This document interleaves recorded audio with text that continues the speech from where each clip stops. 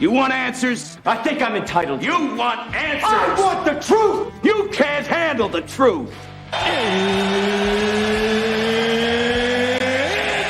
time! Tell us about yourself. Who are you? Tell me! It is a gift. A privilege. Behold, my stuff. Now you want to get nuts? Come on! Let's get nuts. I like it. I know, it's great, right? Another.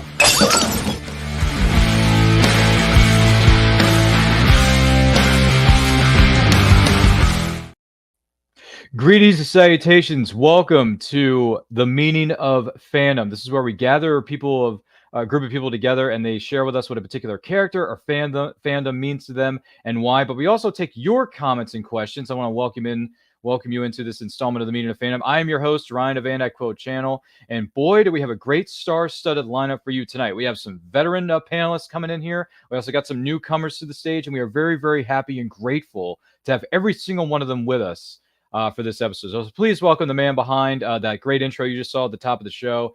A lot of our thumbnails, the banners, everything we got going on here at And I Quote Channel, and the one who's partially responsible for this idea for this theme for this episode. Kees is back in the building. Hello, Kees. It's good to see you again. How are you?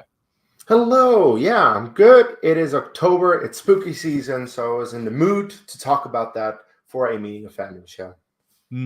Sounds like fun. It's probably going to get spooky. There are things that go bump in the night. But hey, as the BPRD likes to say, we are the ones who bump back. And also join us is someone who's also familiar to this stage. He's been on once before, but it's great to have him back. He's been very busy with all his projects and the incredible things he's doing at his YouTube channel himself. He's not Superman, but we like to call him just Super Chris. Super Chris Jones is here. Welcome back, good sir. It's good to see you. How are you this evening? Hey, thank you guys. I appreciate it, man. Happy Friday, and honored to be back. They're very happy to have you with us, definitely. And also someone who's going to be causing quite a stir in the comments. There's also been a story that's been written in the last several months called A Tale of Two Bryans. Well, one of them can't be here tonight, but we got the other one instead. Boy, were we lucky. Maybe not so much.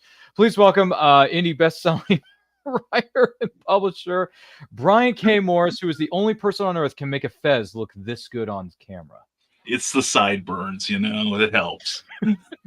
Accessorize, that's what it's about.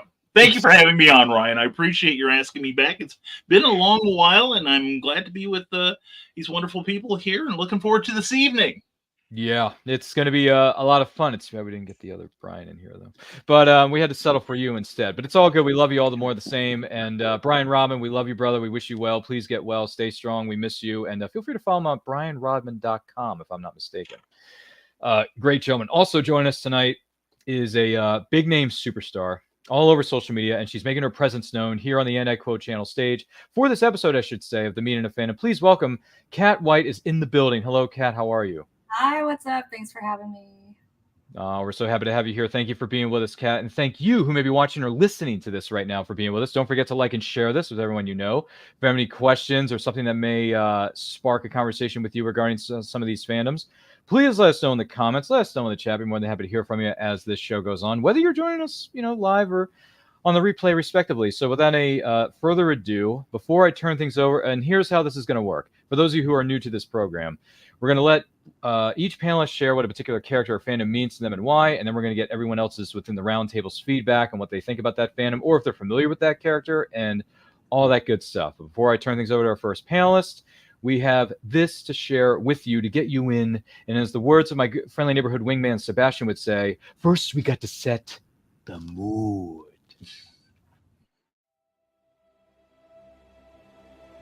I used to want to save the world.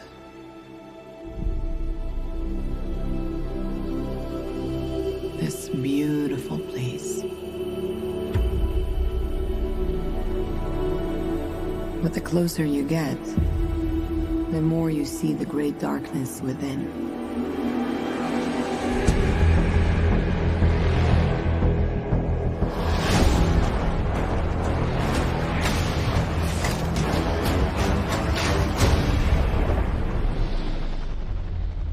I learned this the hard way a long, long time ago.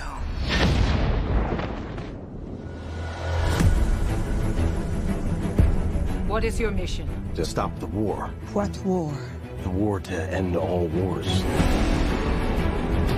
Weapons far deadlier than you can ever imagine. The wall can be ours. Whoever you are in more danger than you think. I cannot stand by while innocent lives are lost.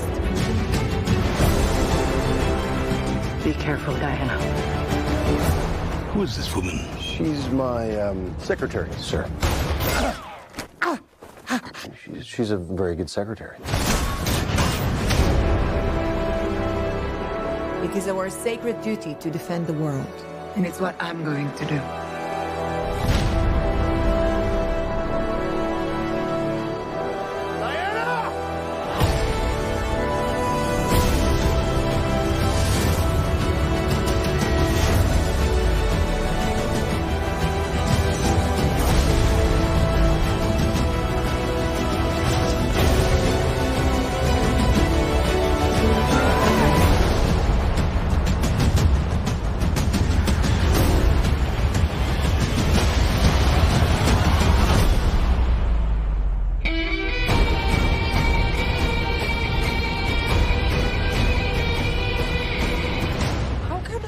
Possibly fight in this? Fight? We use our principles. Although I am not opposed to engaging in a bit of fisticuffs should the occasion arise.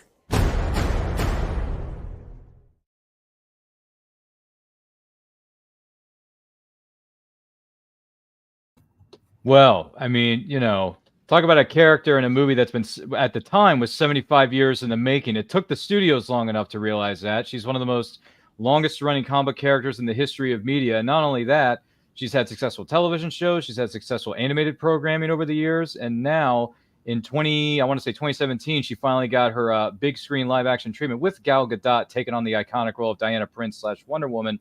So I'm just curious, Kat, why does Wonder Woman or certain other female-empowered characters mean so much to you, and why? Oh my gosh, Wonder Woman is amazing. First of all, she's created by a psychologist, which I always thought was cool, who created the polygraph. So that makes her powers just even more amazing. Like, truth was always really important to me. As someone who is like ADHD, a little bit on the spectrum, I had a tough time lying, and I always was very confused by lying. And so when I discovered Wonder Woman, I thought it was just the coolest powers that she had. And then of course she had so many other cool ones on top of that. And then looking into her history and how she was formed and my love of Greek mythology, it just was like fandom to the max, I guess, whenever I fell in love with her. So definitely one of my favorites. Right on. So and thank you for sharing that with us, by the way. Yeah, Wonder Woman, good first film. Second film, not so much. But first one was good for the most part. Third act kind of, had its creative issues at the end there. But hey, I'm not a filmmaker. What do I know?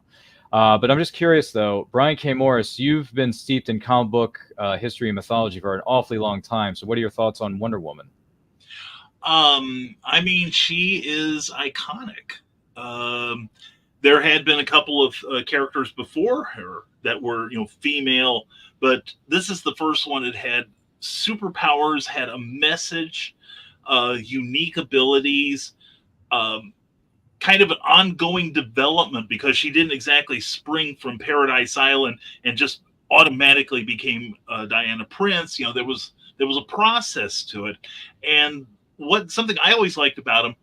And it's kind of like the same appeal that the original Captain Marvel, I refuse to call him Shazam, had, in that it could switch from superheroics, and then the next issue is fantasy, just like total childlike fantasy. And that just taught me later on as a storyteller that there were no limits. There were no boundaries unless you put them up yourself. And that's, Wonder Woman's a great choice. I've always liked Wonder Woman. No, good. That means we can all still be friends. No, I'm just kidding. To each their own. It's all good, man. It's all good. She's part of the DC Trinity: the Bats, the Supes, and the Wonder Woman. You can't have one without the others, right? You just can't. This is how it works. 3 pillars of DC Comics history, with all due respect to those who put those stories together. Chris, you have the word super in your name there, so I'm thinking you have a little something to do with DC love and lore. I'm just curious. Any thoughts on the Diana Prince / Wonder Woman character? Yeah, well, I mean, Superman. That's my my number one, hero inspiration of all time. And you can kind of see some of the stuff in the background. But Wonder Woman, I feel like I've come to appreciate a little bit more. As far as the Gal Gadot movie, I thought that was, at the time, honestly, I'm just being honest, I didn't really expect much, because I thought, I felt like DC was kind of just, it was needing some improvement. And when I saw Wonder Woman, I thought it was a great movie overall.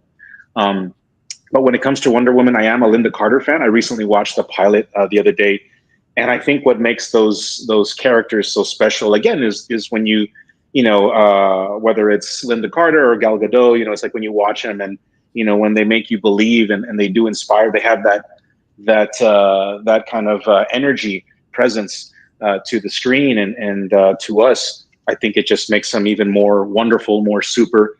And I feel like Wonder Woman, just like Superman, she's kind of the top of the top when it comes to female action heroes. And I think it's an awesome person to idolize and be inspired by. And you said the word wonder or wonderful. Boy, there's no pun intended for that one, is there? I don't know. Should we do up the theme song for you again? I'm just kidding. Yeah, and the music's great in the recent movie. Yeah, man. Dude, It was also produced by a woman, by the way. Oh, really? Nice. No kidding. That's awesome sauce right there. It's a great theme song, too. Nothing wrong with that, folks. Nothing wrong with that. Music has always been the language of the soul, so keep queuing up the Wonder Woman theme. You may get something out of it. Tina, I want to say it was Tina Gao or Tina Go who put together that theme song for Wonder Woman in 2017 and on and so forth. Fantastic stuff. Feel free to look it up. It's on YouTube. Speaking of YouTube, this guy's got his own YouTube channel that has nothing to do with Wonder Woman, but he may have some thoughts on this subject matter. I'm not sure. Kees, you may be from the galaxy far, far away, but are you familiar with Greek mythology? And if so, are you familiar with Wonder Woman? I am familiar with Wonder Woman. I'd just like to remind you that it was actually Junkie XL who composed the Wonder Woman theme for Batman v Superman already a year before that. Look, I have never really been into DC Comics, period, until I saw Man of Steel in 2013 or so. I was very late to the party. I don't know much about a lot of the characters. I have since become quite the Batman fan because, I've seen all the Batman movies. I really like that character. Wonder Woman, I'm not too familiar with, but what I do know is that 2017 Wonder Woman kicks all the ass. And I was just reminded by that trailer, because the moment that she steps onto the battlefield, it's like, come on! It's such a fist bump moment. Like, yeah, it's so cool. And of course, as a guy, I will never be able to fully understand how that is to have that representation in a movie as a female heroine standing up in front of everybody. And she pretty much was the first one. As I'm not going to count Catwoman or Elektra. I'm sorry, they're terrible movies. Wonder Woman was the first one to do it really right. I think Gal Gadot actually made for a very good choice of Wonder Woman, which I was surprised by, because in the Fast and Furious movies, her acting wasn't that great. In BVS, she was hardly in it, so I couldn't really judge. But in the movie Wonder Woman, I was like, I'm convinced. Let's not talk about the second one, though. I don't think there was a second film. I think there was only one. No, there wasn't. But yeah, no, that was a really cool moment, and it shows that we can now do female standalone, female standalone comic book movies, because Captain Marvel followed, Black Widow followed. Whether you like them or not, that's debatable. But at least Wonder Woman was the pioneer to something, and that's very important. The same way as that, Black Panther started something, and all these other movies that are making sure that people feel represented in a superhero that you can look up to and be like, I love you, I admire you, that kind of stuff. I did notice a surge kind of like overall, like with women because of YouTube and like the production stuff that I do. And I felt like I saw kind of a shift or a surge in female inspiration, the way they would talk about that character, or the way they would start, displaying the W or anything like that. That was kind of cool to see, because normally it's us guys who are wearing the stuff or whatever. So I thought that was pretty cool. And I did, even women that I knew that weren't really into superheroes or action, movies, the way they would talk about it was like, wow, that's what it took was an actual, female leading, hero movie. And, when naming the other ones, like Black Widow and all that kind of stuff, they're good movies, and awesome actresses and stuff. But I feel like Wonder Woman, there was something special, and it did have its own, I think it just, I like you said, it kind of, paved the way for these other female movies. But I think that one really was kind of I feel like it's underrated in that sense. They don't talk about it in that way, where it was that inspiration moving forward. Good points. So I guess there's no love for the Mila Jovovich Resident Evil and Kate Beckinsale Underworld movies. I love them. They're I feel like films. But I still feel like those are still considered horror movies. You know what I mean? Like that's all right. Yeah. Hey, we're in the spooky season, so we're allowed to mention these things. So that's right, man. It's fine. If you want to watch Resident Evil with Mila Jovovich after she gives you the multipass, from Fifth Element. If you haven't seen Fifth Element, it's quite the trip. Let me tell you. This is a cab driver. Good God! And taught me everything I need to know about negotiation. Negotiation, the Fifth Element.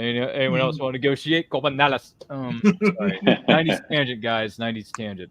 But Wonder Woman's now, what is it, 82 years young now? Oh my gosh, it's so much history for Wonder Woman. Man. If you get a chance to visit your LCS, which stands for local comic shop, go check out some Wonder Woman comics. Right? There's plenty of them to go around, I think. Right? 82 years of history? Good Lord. Whew. I don't even know where to begin with that one. We will. Let's see here. Okay. So Kelly Austin is in the chat. She has a question for the panel, so I'm going to bring this up here. Kelly says, hello, everyone. Question for everyone involved. With the seemingly unfortunate racist and prejudiced social attitudes towards women by some political parties, why do you think James Gunn would not bring the Amazon to life earlier than expected in his DCEU? To that point, is Wonder Woman needed more as an icon to young women who feel invisible? The domineering men with old-fashioned values. Boy, Kelly, you're really piling it on. Wow. Good Lord. This is getting political. Well, we're gonna do our best to stay away from that kind of stuff because we want to just have fun and enjoy ourselves here. But I mean, the only thing I can say is that whenever they bring in Wonder Woman to this rebooted DC Cinematic Universe, whatever James Gunn's gonna call it, whatever it is, he's a comic book fan, I think, right? As James Gunn said, he's a comic book nerd. Just draw from the comics, use what you know, do the best you can with what you got, and just make it good. I know that's asking a lot because no one ever sets out to make a bad film, but sometimes bad films come out of good intentions. So, James, if you're going to bring the Amazon into this, just do it right, man. I will say, though, in terms of James Gunn creating comic book movies, DC. I really like Gamora and Nebula in the Guardians of the Galaxy movies because they have like a pretty good arc going throughout, and I think James Gunn has a healthy respect for how they should act as characters, and I think we're going to see more of that in his DC universe that he's going to make now. Yeah. Also, I would say that the cast... Go ahead, sir. Go ahead, sir. Okay. Well, I was going to say that the casting is very important. And like even up to the time when Gal got the role, everyone's still talking Linda Carter, because she was so amazing in that role, kind of like Christopher Reeve was in Superman and George Reeves before him. My opinion, and this is all it is that he's got maybe waiting for the Gal Gadot thing to cool down a little, and if he's going to recast it, God bless the man and may God help him, because he's going to have to find somebody who can deliver the kind of performance that Gal did and Linda Carter before her. That and especially Linda Carter, because she had I could prove she had superpowers because she had to overcome some really rotten writing in the last season of her show, but she was fantastic. And I'm thinking, that the casting call's probably going out, but again, you've got to get somebody who is a strong actor who maybe isn't identified with another role. Because I'll agree with you about the Fast and the Furious, movies. I had to be reminded she was in them. But when she got that role, boom. She adopted it. She became that character. And I think that's the type of talent that Gunn may be looking for. And I think we'll have to have in order to move forward with a quality Wonder Woman, especially since the bar was set so high with the previous one. Yeah, it's not going to be easy on anybody. When you continue a character that's been going for so long, it's a hard thing to do, right? No matter what type of artist you are, it's a very difficult thing. Look at the comic books. Sometimes the comic books have trouble with the writing and the artistry, right? Or the inking, the lettering, whatever it is. It's not an easy thing, ladies and gentlemen. So, but hey, like I said, if you want to check out Wonder Woman, there's plenty of comics available to you at your local comic shop, by the way. So feel free to pay them a visit. I hear they're having some sales over there in comic book shop land, as they may say. Just throwing that out there as a for instance. And then Kelly goes on to say, I'll take it easy on you guys tonight, I promise. Well, thanks, Kelly, because that was... if that was taking it easy, geez. I mean, I just... No, she won't. She probably won't, but listen, with all due respect... and the words going to roast us alive. I know, right? But in the words of Marty... Whoa, this is heavy.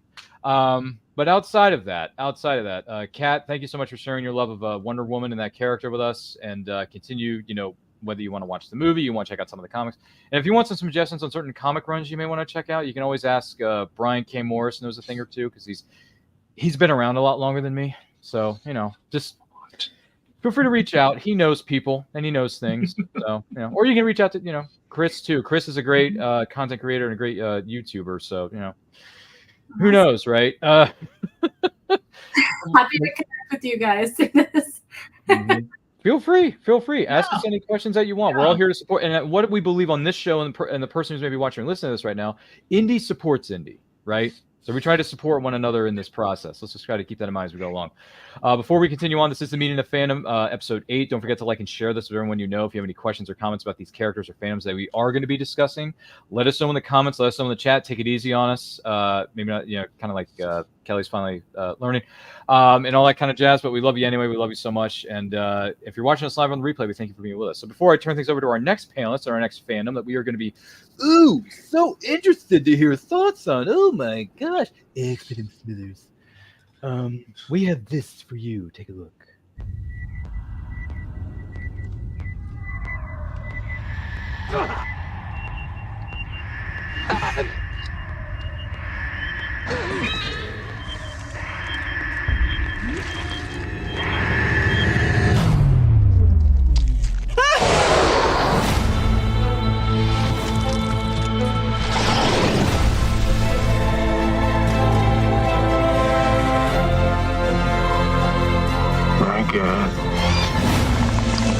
I've never seen anything like it.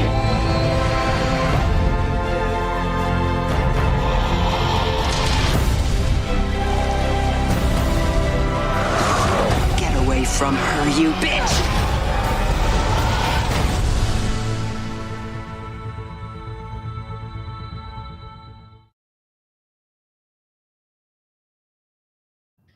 Well, speaking of things that go bump in the night, these things have been going bump in the night since 79 or something like that? That is just cuckoo for Cocoa Puffs, and we've had so many films in this franchise, a couple of spin-offs that no one's ever heard of or no one wants to talk about, quite frankly. But, I was all right with the second one, but hey, that's just me. I'm in the minority of one. So just out of curiosity, though, Kees, why does the Alien/Aliens franchise mean so much to you, and why?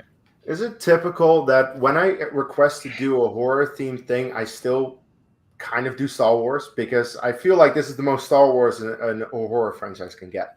Because the funny thing is, I actually recently learned Ridley Scott's thought process back in 1978, right after Star Wars released, because he saw Star Wars in the theater, and he was like, I had an idea for a movie, and it totally sucks now because Star Wars changed my life, and I'm going to make Alien. And he made Alien because of Star Wars, and it's awesome. So, he decided to make Alien, which actually is one of my not so favorite movies of the franchise. I know that's very controversial, but I just think it's a bit old and slow by today's standards. It's still very iconic, and I still like the movie, and I still very much respect it for what it did. Aliens is one of my all-time favorites. It's such a good movie. And I like the entire concept of the xenomorph, the way that the xenomorph works, and with the face huggers. And Romulus, most recently, went into that even more, and I really enjoyed Romulus. It was honestly a return to form that maybe people had been missing with Prometheus and Covenant. I didn't miss that with Prometheus and Covenant. Again, I feel this franchise is very controversial because there are people who adore Prometheus and people who hate it. I adored Prometheus. I really liked it.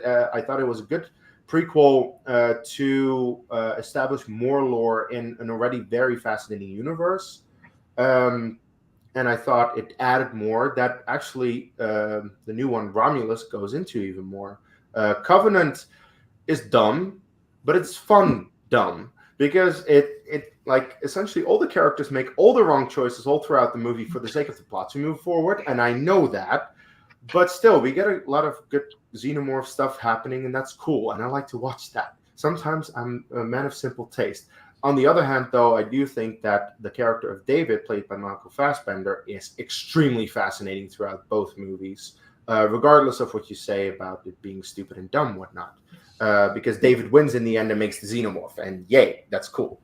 Let's see. Alien 3 was very much hampered by studio. Alien Resurrection is a good time while drunk, according to Jeremy Johns. It's very stupid, Alien Resurrection. It has so many stupid things, but if you just turn off your brain and get some drinks, it's a good time. At least that's my opinion. I think it's a very fascinating franchise. I would love to see them continue now that Romulus is doing pretty decent at the box office, and maybe we can actually get to a point where we get more frequent Alien movies, because the gaps always seem huge between Alien movies. It takes 5, 6, 7 years to finally get another movie, and I'm like, can I get more? I love this universe. I want to see more from it. Yeah, I can see your point on that. Yeah, it takes them forever to make a movie. But then again, it's best to wait and craft a really good story before you put a movie out. You know, some people just like to rush it. DC Cinematic Universe. God, yes. Stop rushing, for Pete's sake. If you're going to tell a story, put it together and let it breathe, man. Come on. That's how people should be writing. Just take your time, make sure the story is crafted well, and then when you're ready to shoot if you're shooting a movie, by the way, this is just for filmmakers in particular, film the movie. But wait till you have a good story and balance to it. That's all I'm saying. I have another thing that I actually just remembered. Pretty much all of these movies are female-led movies by Sigourney Weaver, Kaylee Spaney, Noomi Rapace. So, and I think essentially Sigourney Weaver was one of the very first big female stars in a sci-fi franchise. She even got an Oscar nomination for Aliens, which I didn't even know until recently. I didn't even know that about Sigourney Weaver. I know she was great as Lieutenant Tawny Madison in the Star Trek movie Galaxy Quest, but when she gets nominated for Aliens, I'm like, are you kidding me? Lieutenant Tawny Madison? Get out of here. No, I'm just kidding. I love Galaxy Quest, but who doesn't? If you haven't seen Galaxy Quest, we did a movie watch along for it a couple of weeks ago. Feel free to visit that. That was a lot of fun. I didn't see, to be perfectly honest with you, I didn't see any of the Alien movies until like somewhat recently, like a few years, like 2-3 years ago during the lockdown. Bought the Alien quadrilogy on something known as Blu-ray, for those of you who are familiar with the formats. Watched all 4 of them, and I thought, yeah, Aliens is the best, pure and simple. It just is. Good story, good balance of action. You got the late, great Bill Paxton with his game over, man, game over line being dropped on you if something goes south, if you know what I'm saying. You get the get away from her, you bitch. You know, it's just, okay, don't mess with Sigourney Weaver. Or if she gets, possessed, there is no Dana, only Zool. So, don't mess with her. Don't mess with her, man. So, it's good stuff. I like Aliens. I'll be in the minority. I like Alien Resurrection. Come at me, bro, in the comments. Thank you. Fine. I like Alien Resurrection. I don't mind it. And I like Prometheus. That wasn't bad either, to be perfectly honest. I don't know. Those are my 2 cents. But I'm just curious, though, because you got me. There's so many things we can go into. Chris, are you familiar with the Alien franchise at all?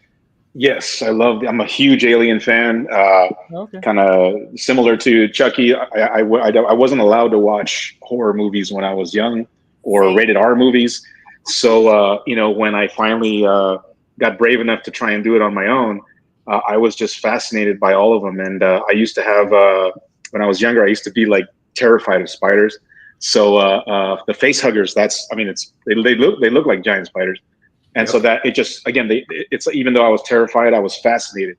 So I love them all. since I didn't get to see them in the theater, they just had the re-release of the first one in the theater. Got to see it. It was beautiful.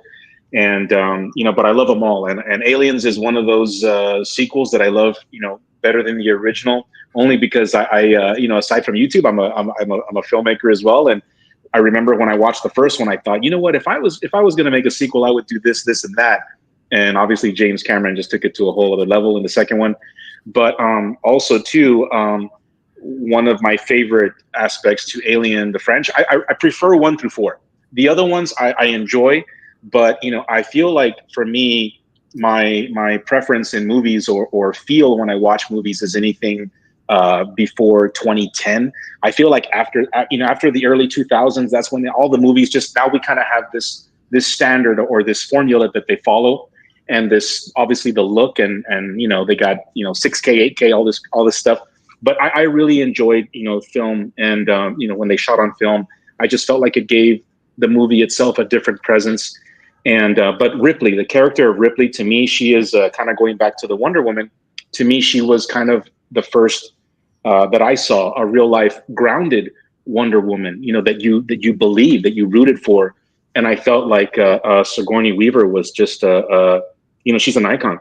And that's really why I enjoy watching those movies. And I watch them several times a year. I was just watching Alien 3 the other day. And a lot of the times, even if there's, you know, story points or, you know, whether you prefer one or the other, for me, it's just more about that.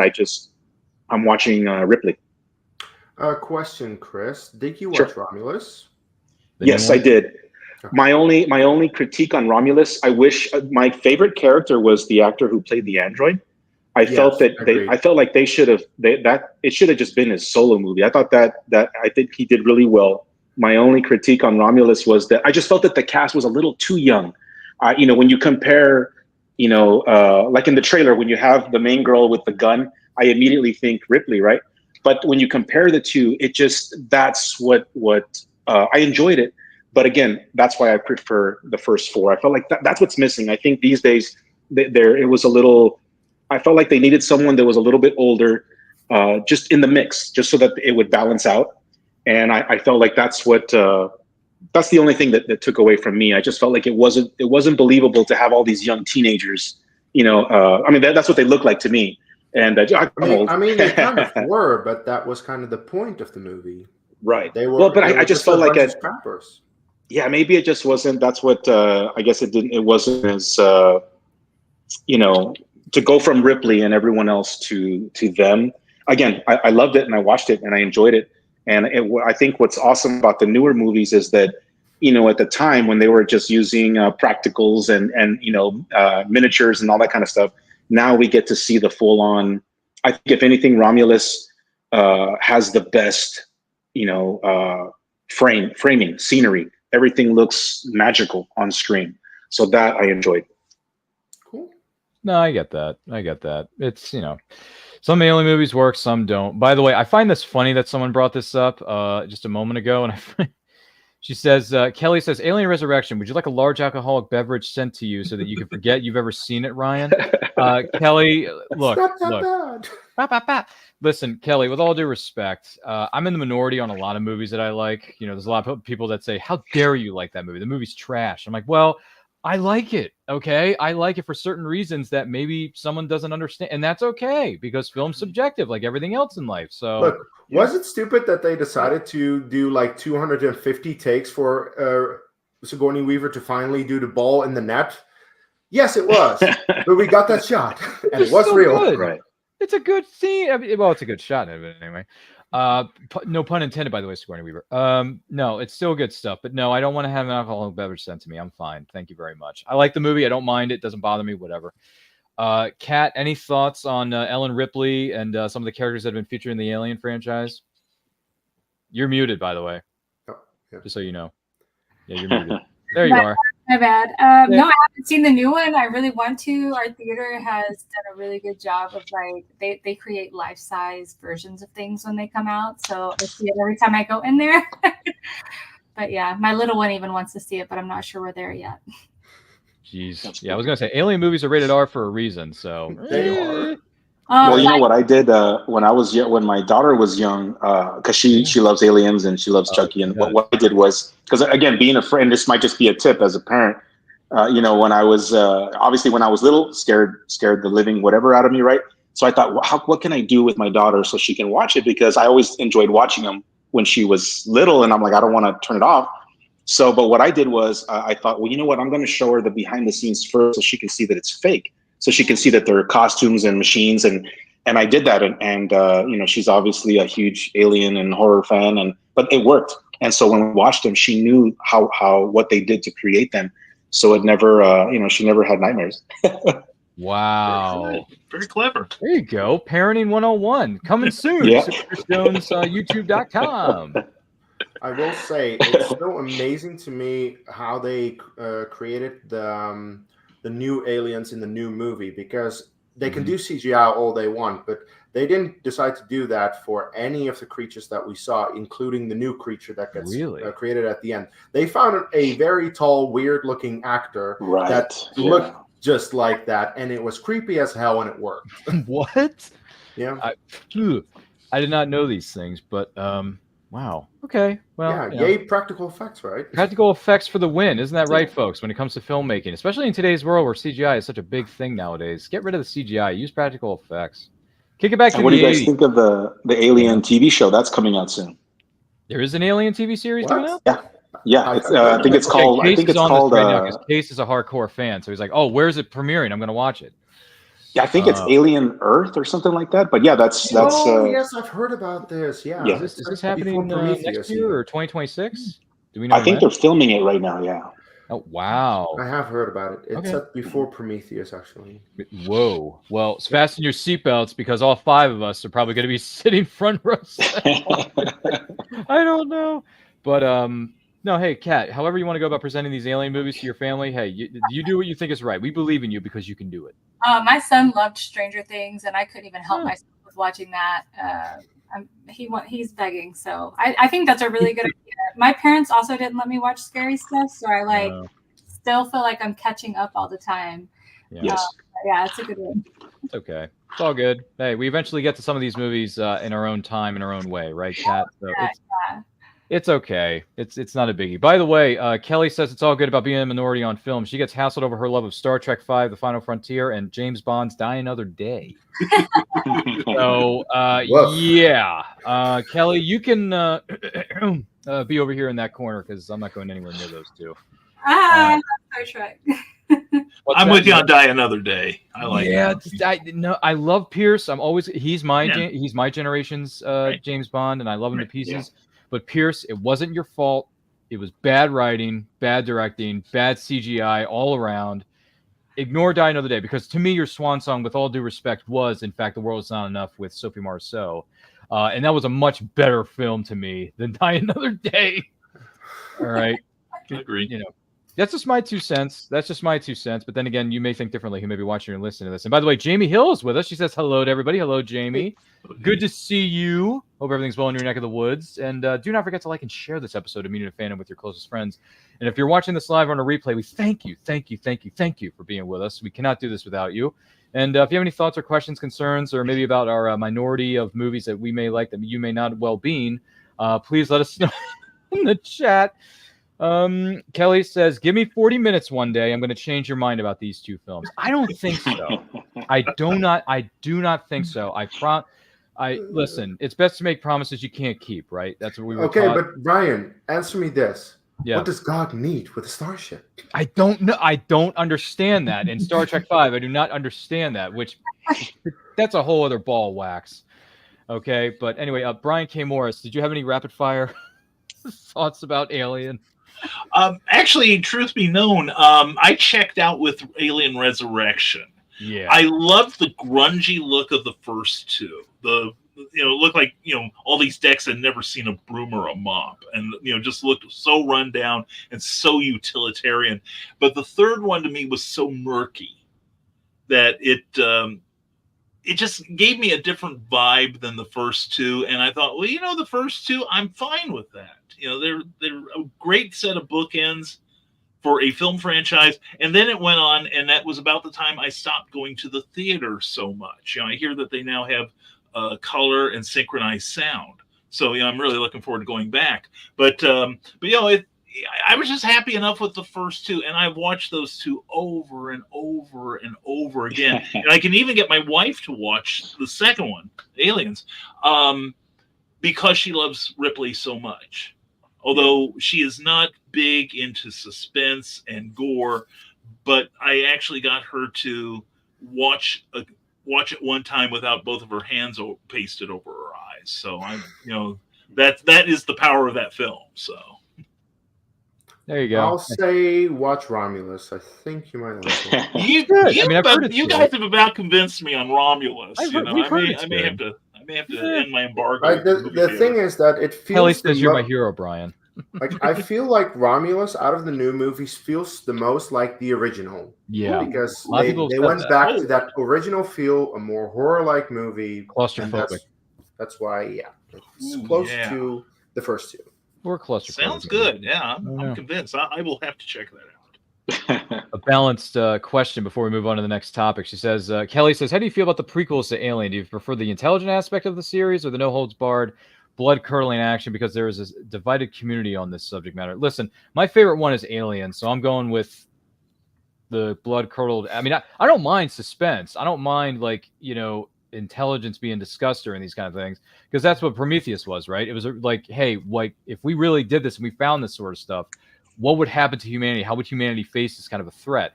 But Aliens is my favorite, so I got to go with the blood-curdling action, because when you got Sigourney Weaver wielding a massive, whatever it is, shotgun, machine gun, whatever the heck that was, I'm thinking to myself, yeah, I could probably watch this all day long. What about you? Anyone else have any thoughts on that rapid-fire question? Yeah, I think I think for its time, I think Prometheus, because Ridley did that one, right? Ridley Scott, I think he directed. Ridley Scott came back for Prometheus, he was producing. No. I think I enjoyed it, and the way they sold it was, we get to know more about the giant that you saw in the original Alien sitting in the little seat or whatever, and but I feel like for its time, it was just a little too. It's awesome.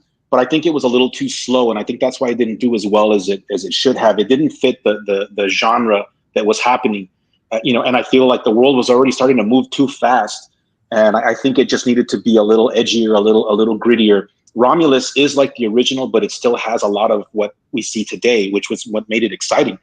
And I mean, you see, like for example, the facehuggers, you see them everywhere in Romulus.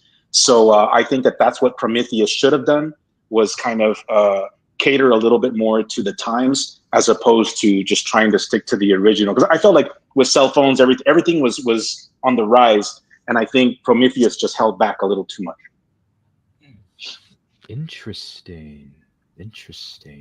Boy, these are the kind of conversations we love having on this program. And hopefully the person who's watching or listening to this right now is enjoying that. And if you do like what you see here, don't forget to subscribe and hit that notification bell so you get notified when our videos go up or they go live, right? And if you have any thoughts on Alien or some of the other fandoms we've been discussing thus far, and believe me, we're not done yet. We've reached the tip of the iceberg. We got some really good treats for you. Oh, yes, treats.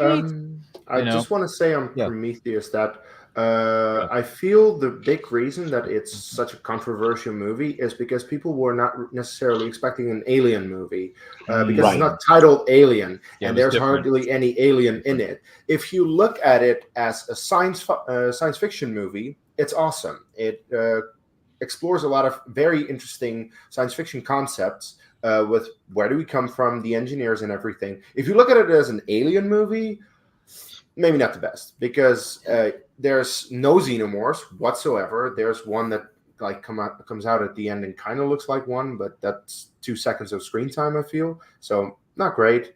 But yeah, I do think as a science fiction movie, it's really interesting. And Ridley Scott just wanted to do something that kind of explained how we got the xenomorphs. Yeah. Well, there's that too. So all good things considered. But yeah, if you're watching this live on the replay, thank you so much for being with us. Don't forget to like and share this. So without any further ado, before I turn things over to our next panelist, I should say, we're going to turn things over to another different side of the coin here. If you don't mind, get away from the face huggers. I don't want those things coming, jumping out of their pods going like, yeah! I can't do it. I can't do it. I tell you. We do have this. And by the way, I am very excited to hear not just this person's thoughts on this particular character or fandom, but also everyone here at the roundtable's thoughts. So take a look at this.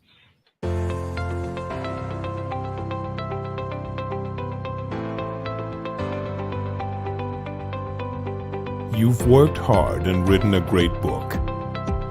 Now, it's time to give it a great cover. If you're an indie author or small press publisher, Plasmafire Graphics is your source for affordable cover illustration and graphic design.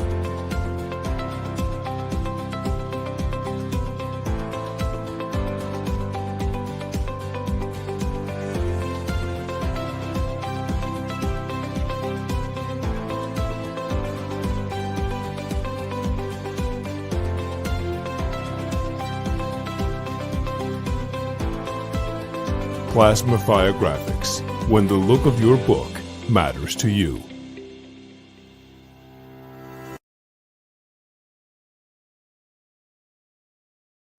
That was a lot of good books there. Some good book covers too, put together by Plasmafire Graphics' own Jeffrey Willie Mays Hayes. No, Jeffrey Hayes. I just want to make that clear, not to be confused with somebody else who's very popular on the interwebs and what do you call it, movies, TV shows, whatever you want to call them. But I'm just curious, Brian K. Morris, pulp/new pulp storytelling, the books, the writers, the things that go into it. Why do you like this so much? Well, first of all, talk about Jeffrey Hayes. Anyway, let's go back to when I was 8 years old, about the time the Earth was cooling. And I'm in a bookshop, also a tobacconist, and I see this set of books on the rack. One of whom has this man who looks like he's made of gold, and he's being wrestled by what looks like Lon Chaney's Wolfman, and it's like on the edge of a volcano, and there's fire all around and everything. And I started looking at the back, and it was this character called Doc Savage that I happen to have a more modern representation of right here, one of the more current versions. And I convinced my mother that I needed to read this book. And it was number 8 in a series. I'd never heard of this character before. And I went back next week and bought the other 7. Doc is a Superman. He is the pinnacle of human perfection, kind of like Batman was. He was created in 1933 by Lester Dent. And he had 5 assistants that went with him. He was one of the inspirations for Superman. In fact, one of the editors for Superman in the 50s and 60s was the associate editor, which is why Doc has a Fortress of Solitude. But yeah, and found out that they were actually reprints of older books from another time, from back in the 30s, 40s, 50s, where Doc was kind of a science detective. And these things came out, and you can see the shape they're in. That's because they're called pulps, because they were printed on the worst imaginable paper that literally dissolves before your very eyes, like a snowball at the height of noon. But these were tales of adventure and great humor, and every issue was different. Then later find out that the author was writing like one of these every other week, and it got me to read other books such as The Shadow, and on and on, like opera, G8 and The Phantom Detective, and all these other amazing characters got me into The Shadow, for instance, and then kind of segued into like the 70s adventure books like The Destroyer and Remo Williams and such. And then come to find out just a few years ago that there were people that were actually doing this to this day. And some people were still putting out, yes, I brought visual aids, like some of the old stuff. And yeah, you're going to see a couple characters here. Lone Ranger started on radio, but he had his own short-lived pulp series. Kees, of course, if you're a Marvel Comics fan, this was one of the characters that was in the very first Marvel comic ever. And then to find out that there are people doing this sort of thing even to this day, and it's called New Pulp. And, it's like Stormgate Press, Flinch Books, girlfriend Bobby Nash here. And there's a whole lot of Jeffrey Hayes, and a whole bunch of people that are carrying on that tradition of fast-paced stories, vivid characterizations. Fortunately, the paper got a lot better. And now there are actual conventions across the country dedicated to not just the old stuff, but the new stuff as well. And there are a number of independent publishers that are carrying on this tradition of storytelling. And it's so diverse. And when I started going into writing full time, found out it was such a welcoming community that it really rekindled my love of the old stuff once again. And when I can find these, I pick them up, but I'm just as interested in the stuff that's being done now to carry on this tradition of storytelling and wild concepts. And I do a few of my own, for instance. Wow. And I am very inspired by these men and women who basically spent their careers beating typewriters to death with their bare hands. And it's not just like the Shadow, not just the Doc Savage, but Perry Mason, for instance, started on the pulp. So did the detective Sam Spade, the Thin Man. Genre is a style of writing, not necessarily a type of writing in itself, aside from the very style, but the field was so diverse. And I draw great inspiration from that. And occasionally you see a movie or two based on the pulps. There's been a Doc Savage film tied to Dwayne Johnson forever. Plus, you've got like the 90s version of The Shadow with Alec Baldwin, which was really enjoyable and pretty close to the original source material. But they, in turn, a number of writers went from the pulps into comics, like Edmund Hamilton and Alfred Bester. Alfred Bester, by the way, wrote the Green Lantern Oath of "In brightest day and blackest night, no evil shall escape my sight." And, just I cannot say enough about, the people from the past that were in it that inspire us to this day, and the people who are in it now who are continuing this tradition and inspiring whole generations. Just like Kelly Austin, she's got some work of her own out, and she's new pulp too. So I definitely recommend trying it. A lot of it you're not going to find in the bookstores, in the big box stores, but you're going to find it on Amazon. Do a search for new pulp on this secret website. It's called GOOGLE. Keep it between us, and give yourself some fast-paced, interesting stuff to read. Back to you, man. Goodness gracious. Well, the only thing I can say to that is Yes! Hell yeah! Hey, come on, baby! Come on! Yes! Come on! Ah! Yes! Yes! that's so cool, man. I'm loving this. We're getting like bits and pieces of history from different writers, different characters. Who characters seem to be, how the new pulp writers are being inspired by these classic pulp characters, as Brian pointed out earlier. And I will say, speaking of visual aids, you know what? I'll raise you. I'll take that. Go for it. Raise you the Purple Mystique, which this is from Stormgate Press. This is Charles F. Millhouse. By the way, and Jeffrey Hayes. And Jeffrey Hayes. StormgatePress.com for all your pulps. There's some pulp stories there too.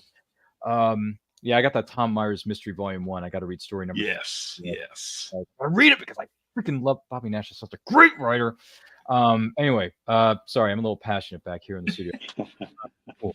Brian, thank you for sharing that with us. And very good visual. I've been on this earth for a while now, and I got to tell you, we had show and tell when we were little kids back in elementary school and all that kind of stuff. But I got to say, I think you beat every single person I've ever met in my life when it comes to having a show. Are you having a bloody show and tell on set? Because I've seen people bring visual props to different shows that I've been on, or whether I've been the guest or I've been a panelist. Dude, you brought like 30,000 of these things. It's ridiculous, but I love it. That's just what I could get my hands on in short notice. Sorry. No, it's listen, by all means, it's great. And we're all learning something new here on this show. I'm just curious, though. Kat, do you have any thoughts on this genre of pulp storytelling and some of the visual aids that Brian K. Morris brought to our attention? Yeah, that was just amazing. I had no idea what new pulp was. I'm looking it up on my Google machine right now, and I think it's a super cool thing I didn't even know about. And yeah, the reminder. What was the first guy you talked about? Doc. Wow. Yeah, Doc Savage. Doc Savage by Lester Dent. Yes, under the name Kenneth Robeson. And also Will Murray has been writing some of the more contemporary ones. Yeah. He co-created Squirrel Girl for Marvel with Steve Ditko. Some of these characters, like, you just forget about, or like, Dwayne Johnson, I think I was looking it up, 2016. I remember hearing about that, but just getting that history from you while you're showing all your books was super cool. Thank you so much, Kat. Appreciate that. I mean, gee willikers, we aim to please. Here on the show. But I'm also one of those people that you ask me the time and I'll give you the history of clock making. So that's another issue. Jeez, we're gonna be here all day for that one, pal. By the way, is that a Abraham Snow pin that's on your fez right there? Yes, it is. Yes. Yeah, let's bring that up because I there it is. Yes, and it's also the Jeffrey Hayes Plasma Fire graphics on the bottom there. There it is. Yes. Yes, and Snow. I do say that. And I just happen to have. Oh, do you? The book right here. And I'm not gonna say why, but this is a book that is an anthology, not just Bobby Nash, the great Bobby Nash in this one, but he also turned it over to some other people to write stories in the Abraham Snow universe, including Charles F. Milhouse, Nicole Given Kurtz, Bobby Nash, yeah, I get him, Gary Phillips, Mark Posquet, and Bernadette Johnson, and in fact, I won an award, a writing award, for the story I did for this. So, boy, talk about an ego trip. No, I'm just kidding. Listen, congratulations on that, by the way. I have that hardcover. I do have it. It's not currently where I am right now. I have it in another place in my studio, but I've read it. I love it. Abraham Snow, and with all due respect to the writers out there, I love all indie writers are fantastic people. They're some of the most creative, most intelligent, greatest people I've ever met in my life. Brian K. Morris being one of them. Brian Robin, people like Jim Beard, John C. Bruning, as we mentioned earlier, right? You got Bobby Nash, who's my favorite writer of the moment. He's on the Mount Rushmore, like right here. I have a Snow series. I'm in the process of reading Snow Hunt right now, which is the latest installment in the Abraham Snow. Basically, he used to be a government agent. Now he's working for his grandfather's security company, his private security, kind of a PI kind of deal. Think of it like Burn Notice. If you're not familiar with the TV series Burn Notice, Abraham Snow is a lot like my name is Michael Weston. I used to be a spy until we got a burn notice on you. You're blacklisted. When you're burned, you've got nothing. Anyway, that's a great monologue that you can find on YouTube.com. But Abraham Snow is such a great character. Yeah. And by the way, Plasma Fire Graphics, as we played that promo earlier on in this program, those are like posters that I would not only hang on my wall, these are like movies I want to see come to the theater. Because that's how good this artwork is. I'm thinking to myself, if Jeffrey Hayes can put something like this together for just indie authors and small press publishers, I might add.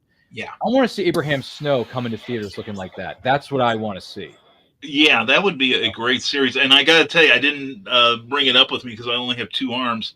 But Jeffrey, we were talking recently, and I told him how, I love this cover. This is so gorgeous. It really is. Yeah, really. And I see a lot of people just, when I'm at shows, they grab the cover and, oh, your name's on it too. I'll get it anyway. But anyway, I told him I was fanboying over him one day, and I told him I'd love to see this like as a canvas print. He sent me get out of here. Seriously, I've got it downstairs. That cover. And I told him I want a wall full of those things because he's already working with me on the sequel to this. Let's go. And 2 other spinoffs. So really, yeah. Well, you got a 5-10 year plan for the Terrors, don't you? I just got to live long enough to write all these things out. Dude, you're only 25. What are you talking about? Yeah. Well, it's been a rough life. I'm looking at everyone on set here, and I'm looking at your wonderful faces, and I'm thinking to myself, no one is a day over 25 in this building. So, Don't ever change, Ryan. Please don't ever change. Thank you. I'm sorry. I'm just calling it like I see it. Everyone doesn't look a day over 25. We're drinking the Immortality Juice, the Immortality Blood from Tuck Everlasting. Everyone ever read the book or see the movie Tuck Everlasting? That was a good. By the way, that's a criminally underrated Disney live action movie. By the way, criminally underrated. Has anyone ever seen that Tuck Everlasting? Oh, it's so good. We had to watch it and read it for school. Actually, that was. Oh, did you? Yeah. I think did we have to read it? I don't think we had to read it, but I definitely saw the movie, and I almost got a part in the movie. I actually almost auditioned one day, and I got and at the last second I chickened out. So I could have, because honestly, if I had auditioned like I intended to, because my parents were there with me at the time because I was awfully young, I would have played the boy who looks at Alexis Bledel and says, "Well, look who it is, the fancy rich girl in her fancy car. What's the matter? Don't want to get your feet dirty?" And then she, confronts the boy, and then they play a game of baseball in the middle of the street. And Alexis Bledel was playing baseball in this nice fancy looking dress and the hat and everything, you know what I mean? Because it's a period piece. I could have been that kid. I could have been the sarcastic, bratty kid who, just, I don't know, it could have been fun. But Disney did a great job, and the casting was great, with all due respect. The casting was great, and I'm happy for everybody involved. Once again, we're talking about Ryan's Non-Existent Dreams here on the Meaning of Fandom here on YouTube.com. Don't forget to like and share this with everyone you know. And if you like what you see here, let us know in the comments. Let us know in the chat if you have comments on this fandom or other fandoms that we have discussed during the show. But yeah, pulp stories. By the way, Kelly says pulp stories and the characters created from the past in our current time are the inspirations for endless films and book projects as of today. Like Alien being the template for other films, like it, pulp is an infinite genre. Yeah, she's got a point, doesn't she? Doesn't she have a? Didn't she have a new book come out recently? Kelly did. I think she did. Or yeah. I'm blanking. Forgive me, Kelly, but it's in the other room on my DBR pile, which is about as tall as I am, and more than one. But yeah, she's got some stuff coming up that I'm privy to some inside information, and she's one to watch. I'm telling you, she's one to watch. So. Well, that's going to be fascinating. By the way, our good friend Izzy is here. She says hello to everybody. Hello, Izzy. Hope everything's well in your neck of the woods. Thank you for joining us. If you're watching this live on the replay, we thank you so much for being with us. This is a Meaning of Fandom, even though sometimes we go into Ryan's Non-Existent Dreams that could have happened. But with that being said, I'm going to... Does anyone... Oh, by the way, Chris, any thoughts on the new pulp genre? Well, I'm not really familiar with the genre, but I appreciate, super appreciate the artwork. I love just art in general. And I'm curious about the artwork that you have in the background there, Brian. Is that your personal work as well? Oh, heavens, no. No, I when I moved from Illinois to Indiana about 10 years ago, I saw some of the stuff I used to draw, comic style art, from when I was like in, a few years ago to when I was 6, and I realized how little development there was. So I thought I'm sticking to words. But anyway, no, I'm blessed to know a number of people who can draw, and this is another Jeffrey Hayes, Captain Hawkland promotional poster, which is another character I've been privileged to write. That's another thing we kind of swap off on these things occasionally. And this is Charles F. Millhouse's creation in the Doc Savage vein. There you go. Thank you, Ryan. Wow. And anyways, you see, it's one of those things, great, overwhelming adventure, Indiana Jones style stuff. Yeah. And there we go. Bobby right there. Bobby Nash, great book there. But yeah, a lot of this stuff has been done by other friends of my acquaintance. That some are professionals like Scott Rosema there. Some are friends of the daughters of Andy Shaggy Cordy, another friend of mine. So we've got let's see, which one is it? This one here by Jeffrey Moy, who used to draw Legion of Superheroes. Friend of mine, Control Shona Carol. So yeah, this is like my wall of art, but I'm probably going to replace it one day with all those portraits, from the Jeffrey Hayes collection. So yeah, that's awesome. That's awesome. Well, congrats. Yeah, I used to draw back in the day, and but I was one of those where I had to see it. I couldn't just draw, imagination. Yeah. I had to see, draw off of something. So whenever I see like original artwork, original characters, I think what inspires me the most is what's going on in the artist's head and how he, puts that onto paper. I'm jealous, but I'm super inspired at the same time. Oh, definitely. And I got to say that, Jeffrey, who is a Terrorers fan, has been so helpful to me in getting this series out.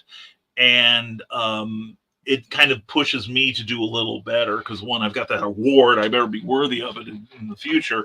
And second, I don't want to let Jeff down.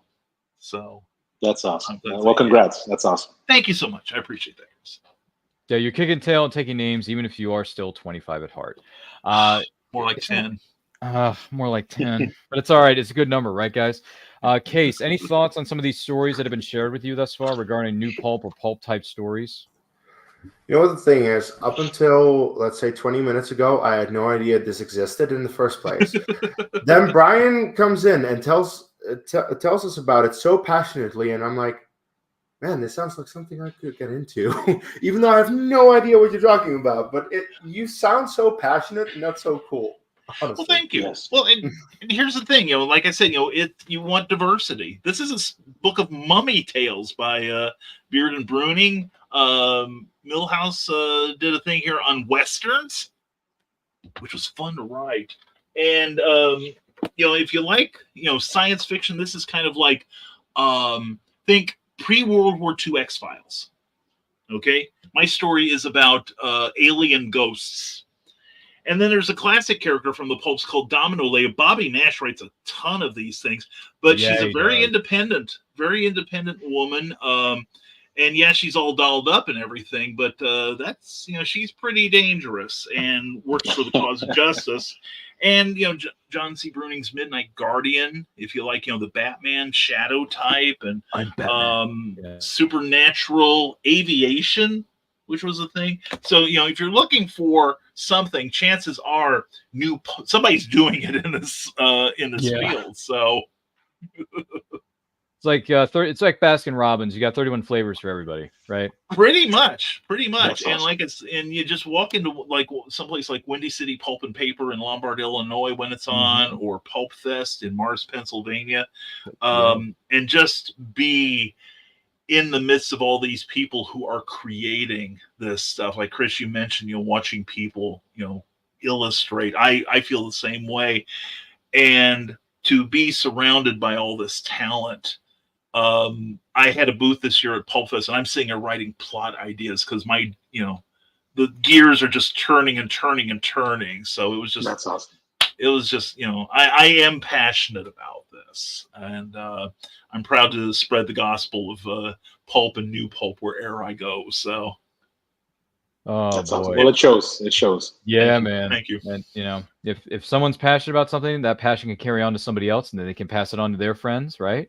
Stand on the shoulders of Titans. Right. And they tell their friends, and they tell their friends, and so on and so on. You know how these things go. Wayne Campbell quote for you. By the way, Izzy, for her, it's morning, so she says good morning to everybody where she is. Good morning. Izzy, good morning to you. Hope everything's well in your neck of the woods. And then Kelly says, Chris, you're missing out on something unique and wonderful when it comes to the new pulp genre. I'm definitely going to research it. And yeah, he even gave us some Superman education. So I'm going to look into that too. Yeah, man. Yeah. Doc Savage. Look up Doc Savage. There's tons of stories out there and different runs of the character too. And then Kelly says, Case, just give me 12 hours. Just give me 12 hours with you specifically, and I'm going to give you the rundown. 12 hours, Christ. Well, on the whole new pulp genre is what she's referring to, because otherwise this could be taken in a couple of different ways. But yeah, Kelly is Kelly's being persistent, I think is the word I want to use here. Is that right, Brian? Yeah, I love her. She is just as wound up with this stuff as I am, so if not more. Gee whiz, this whole thing. But yeah, I didn't know what this genre was until years ago. Before, I think it was even before the lockdown or during the lockdown. I made all these connections and friends on Facebook groups. There's Facebook groups for indie writers out there, right? And I met Brian K. Morris, and then Brian K. Morris introduced me to his friends, and then they introduced me to their friends, and so on. And I got roped into this weird, cosmic, weird web, this huge tangled web of writers. And I'm thinking to myself, these people are so creative and so driven and so passionate about what they're doing. It makes me want to go out and buy their books, right? So I was going on people like Amazon. I was going to you can buy directly from the author, by the way. That's an option for you too. BobbyNash.com is a good website, so I've been told. Hashtag promote your friends when you can, brother. And I have a huge collection now of these books because the covers are great, the stories are great, the characters to a certain degree, a lot of them are relatable characters too. So and I think that helps with storytelling in a way, doesn't it? I mean, I think relatability is a huge thing. So yeah, and like my current series, The Terrors, a lot of it deals with it's based on an old comics character, but we kind of very switched him and all, and got some high marks, thank goodness for it. But it was it's been very illuminating to research what went on back then, and because my milieu is kind of like from about 1915 to about 1955, about the time I was born. So yeah, ancient history, I know, Ryan, but there was a lot that happened during that time, and a lot of it is so relatable nowadays. And it's kind of interesting to research what is different and in how many ways we have and have not changed as a society. So good stuff, boy. Plus, it's fun to read. Well, it is. And not only that, I think our panelists here are going to have some stuff to do, aka homework, when the show is concluded. So make sure you write all I'm this sorry, stuff down. guys. I'm sorry. He'll never have me on again. That's all right. Yeah. So, yeah. I'll tell you what, use your Google machine when you get a chance. So you can find out more about these characters and these stories. Because I think, by the way, this guy right here is the Google machine, it seems. my brain is... Yeah, my brain has been ruined because while you were talking about that movie, Ryan, I'm thinking, oh, that was Resurrection Day, 38th book in the Bantam Doc Savage reprints. My mind is ruined for like real things. Took me 10 years to memorize my wife's phone number, but Doc Savage, bam, bam, bam. Whoa. 10 years to memorize the Mrs. phone number? Get out of here. I know. Well, things happen. Things happen. We're inseparable anyway. I just have to yell across the room, and there she is. So what do I need to memorize her number for? Well, by the way, this isn't the show called marriageadvice.com. This is the Meaning of Fandom here on Anti-Code channel. Do not forget to like and share this with all your friends. If you're watching us live on the replay, we thank you so much for being with us. But before I turn things over to our next panelist, we talk about our next character and or fandom, just to make this perfectly clear. We have something very special to share with you. So take a look at this, for example.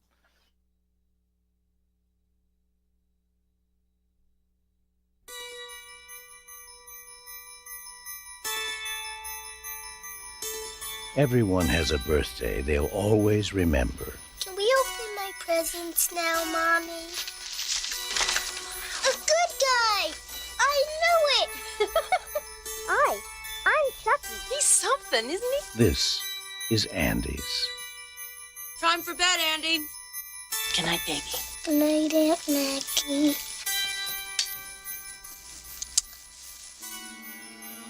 Good night, Chucky.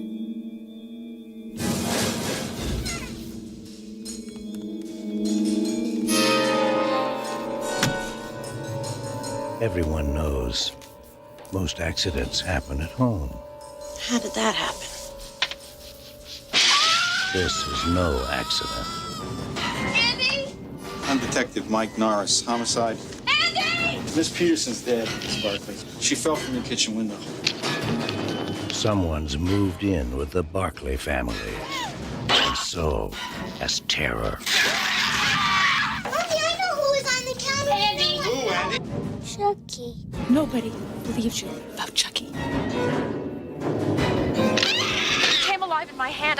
Oh, for God's sake. Why won't you believe me? Because I'm sane, Mrs. Barkley. Sane and rational. No one believes the truth.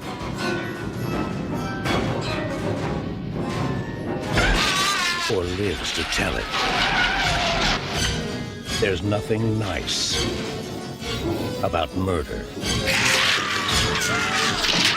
And there's nothing innocent about child's play.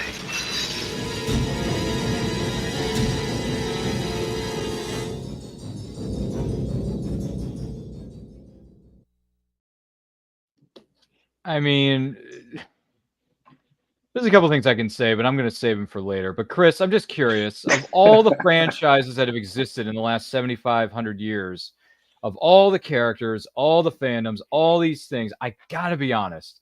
Why does the Chucky / Child's Play franchise that still exists 45, 50 years later after the fact, which boggles my mind to this day, why do you like the Chucky / Child's Play franchise so much? I think it was just because it was just the right time. It was the character or the story that kind of found me. Again, I wasn't allowed to watch horror movies or rated R movies, when I was young. So I had to do it on my own. So I feel like naturally I was always kind of hesitant or already afraid of horror. So I stayed away from it for the longest time. So I didn't, all of these movies came out in the 80s and I didn't really start watching them until I was almost sophomore, junior in high school. So I feel like the benefit to that is that I got to appreciate the actual movie or story, the concepts. And I think that's what, it wasn't that I wanted to watch horror movies. I was more interested in the concept of, this guy's going to, put his soul into this doll. And they fascinated me so much. I feel like I've always had a fascination for crime and serial killers and all that kind of stuff too. I'm a big Superman fan, but I'm also a big crime fanatic. And, that's pretty much the story of Chucky. It starts off with the serial killer and gets into this doll. And I feel like the way Chucky was presented, I'm a fan of the first 5, kind of the original OG franchise. And I feel like eventually you almost start to kind of root for Chucky, or you just can't wait to see him. It's not so much about the killings, as opposed to the other slasher films or whatever. It was more about, we just wanted to see Chucky. And I feel like, similar to, the superheroes, he was just a character that I enjoyed watching. And Brad Dourif, who plays, who voices Chucky, I just think he's an amazing actor.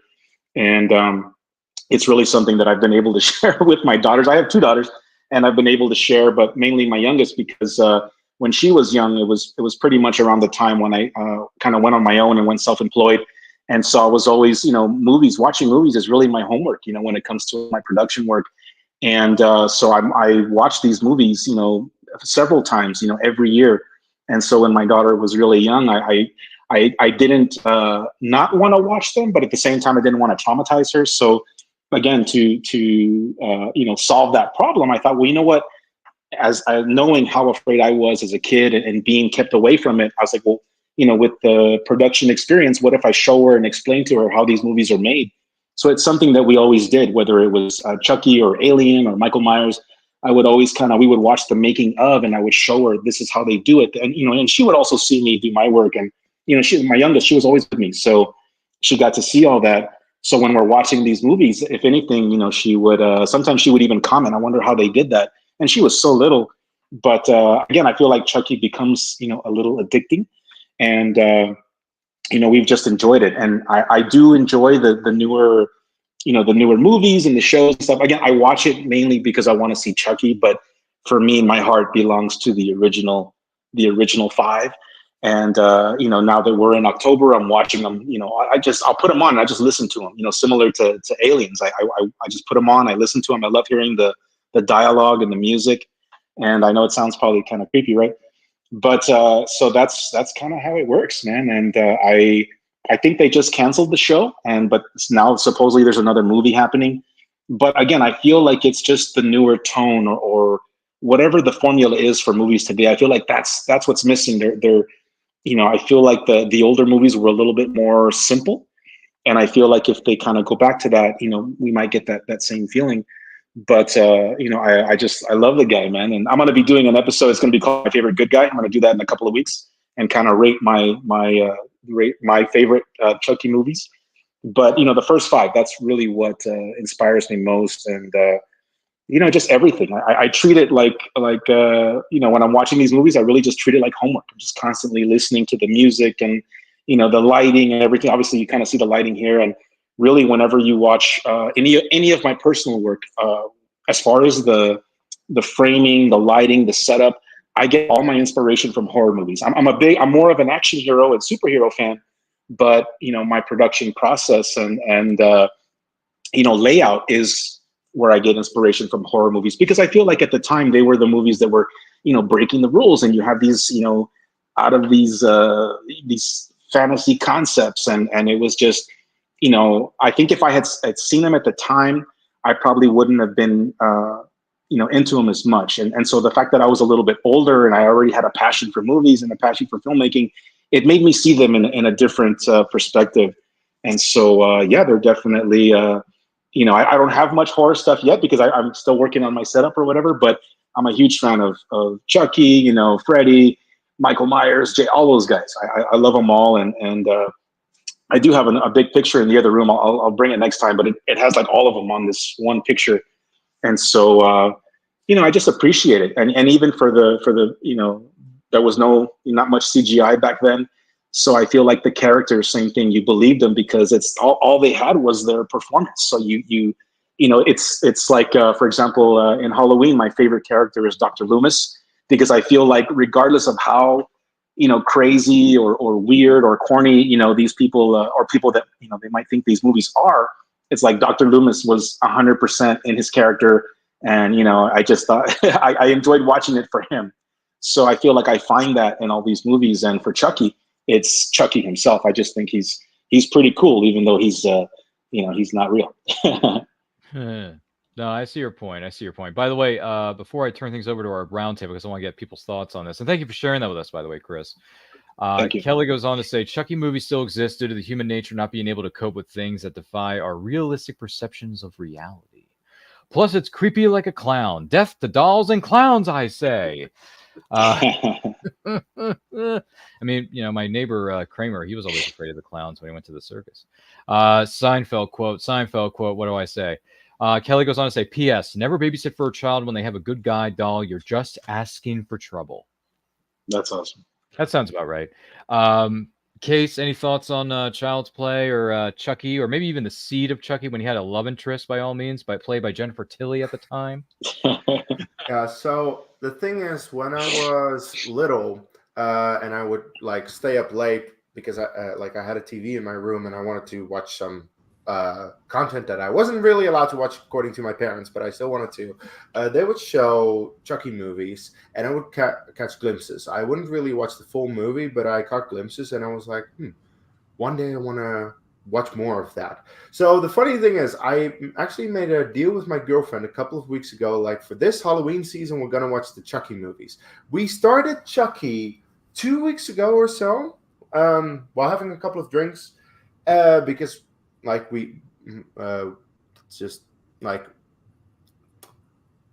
of expected it to not be that good, so maybe with some drinks it would be better.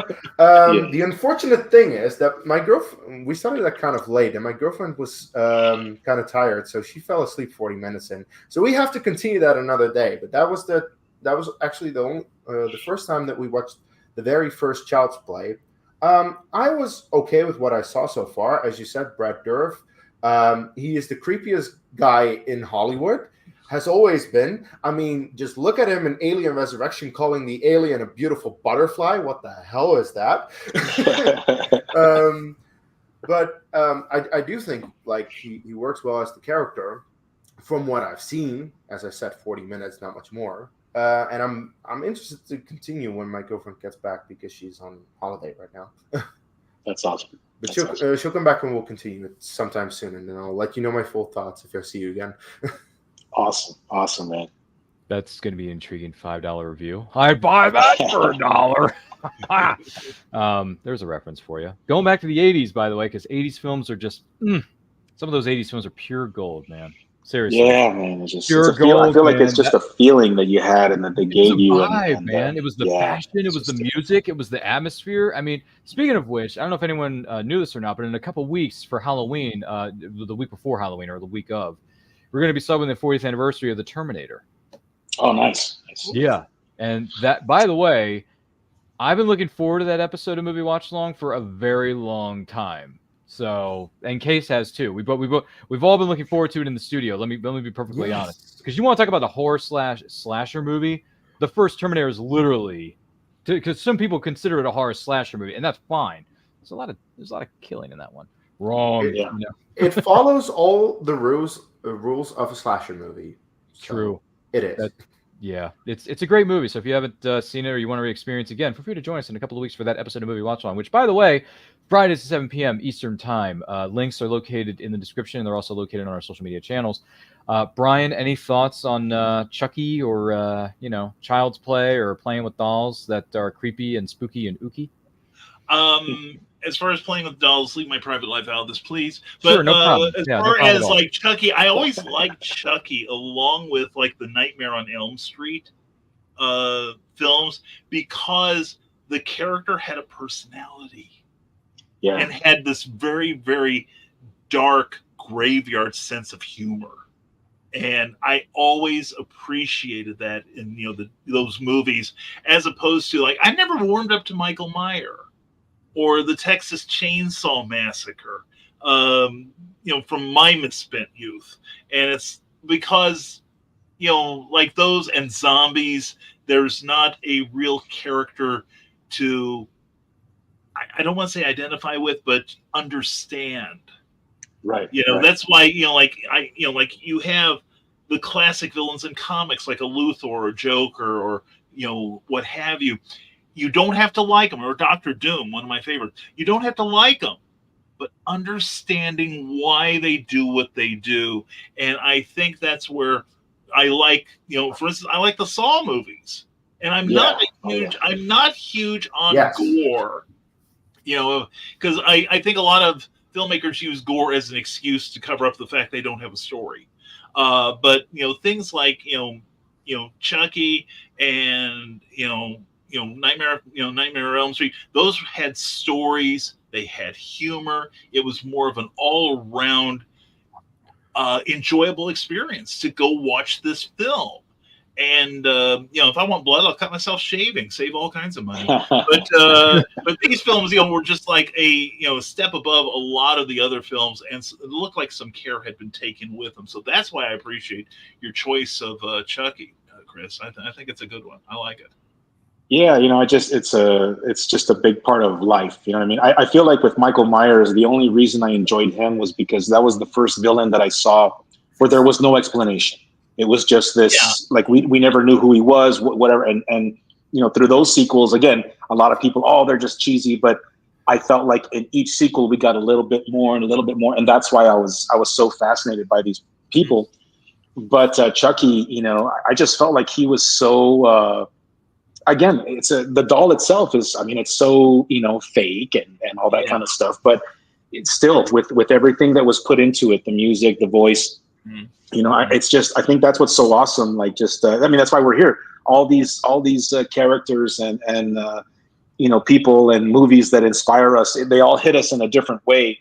And it's so interesting, but obviously Chucky has a huge, fan base. So it's awesome that something like that, or like Wonder Woman or the characters in your stories, it's amazing how they can have such an appeal to a wide audience, and how it hits us all in different ways. And even for the people who haven't discovered it, like you and your girlfriend, Kees, that's freaking awesome, man. And the movies are old, but they still resonate, and they still have a life of their own. And I feel like that's what I feel like that's the formula of the 80s and 90s.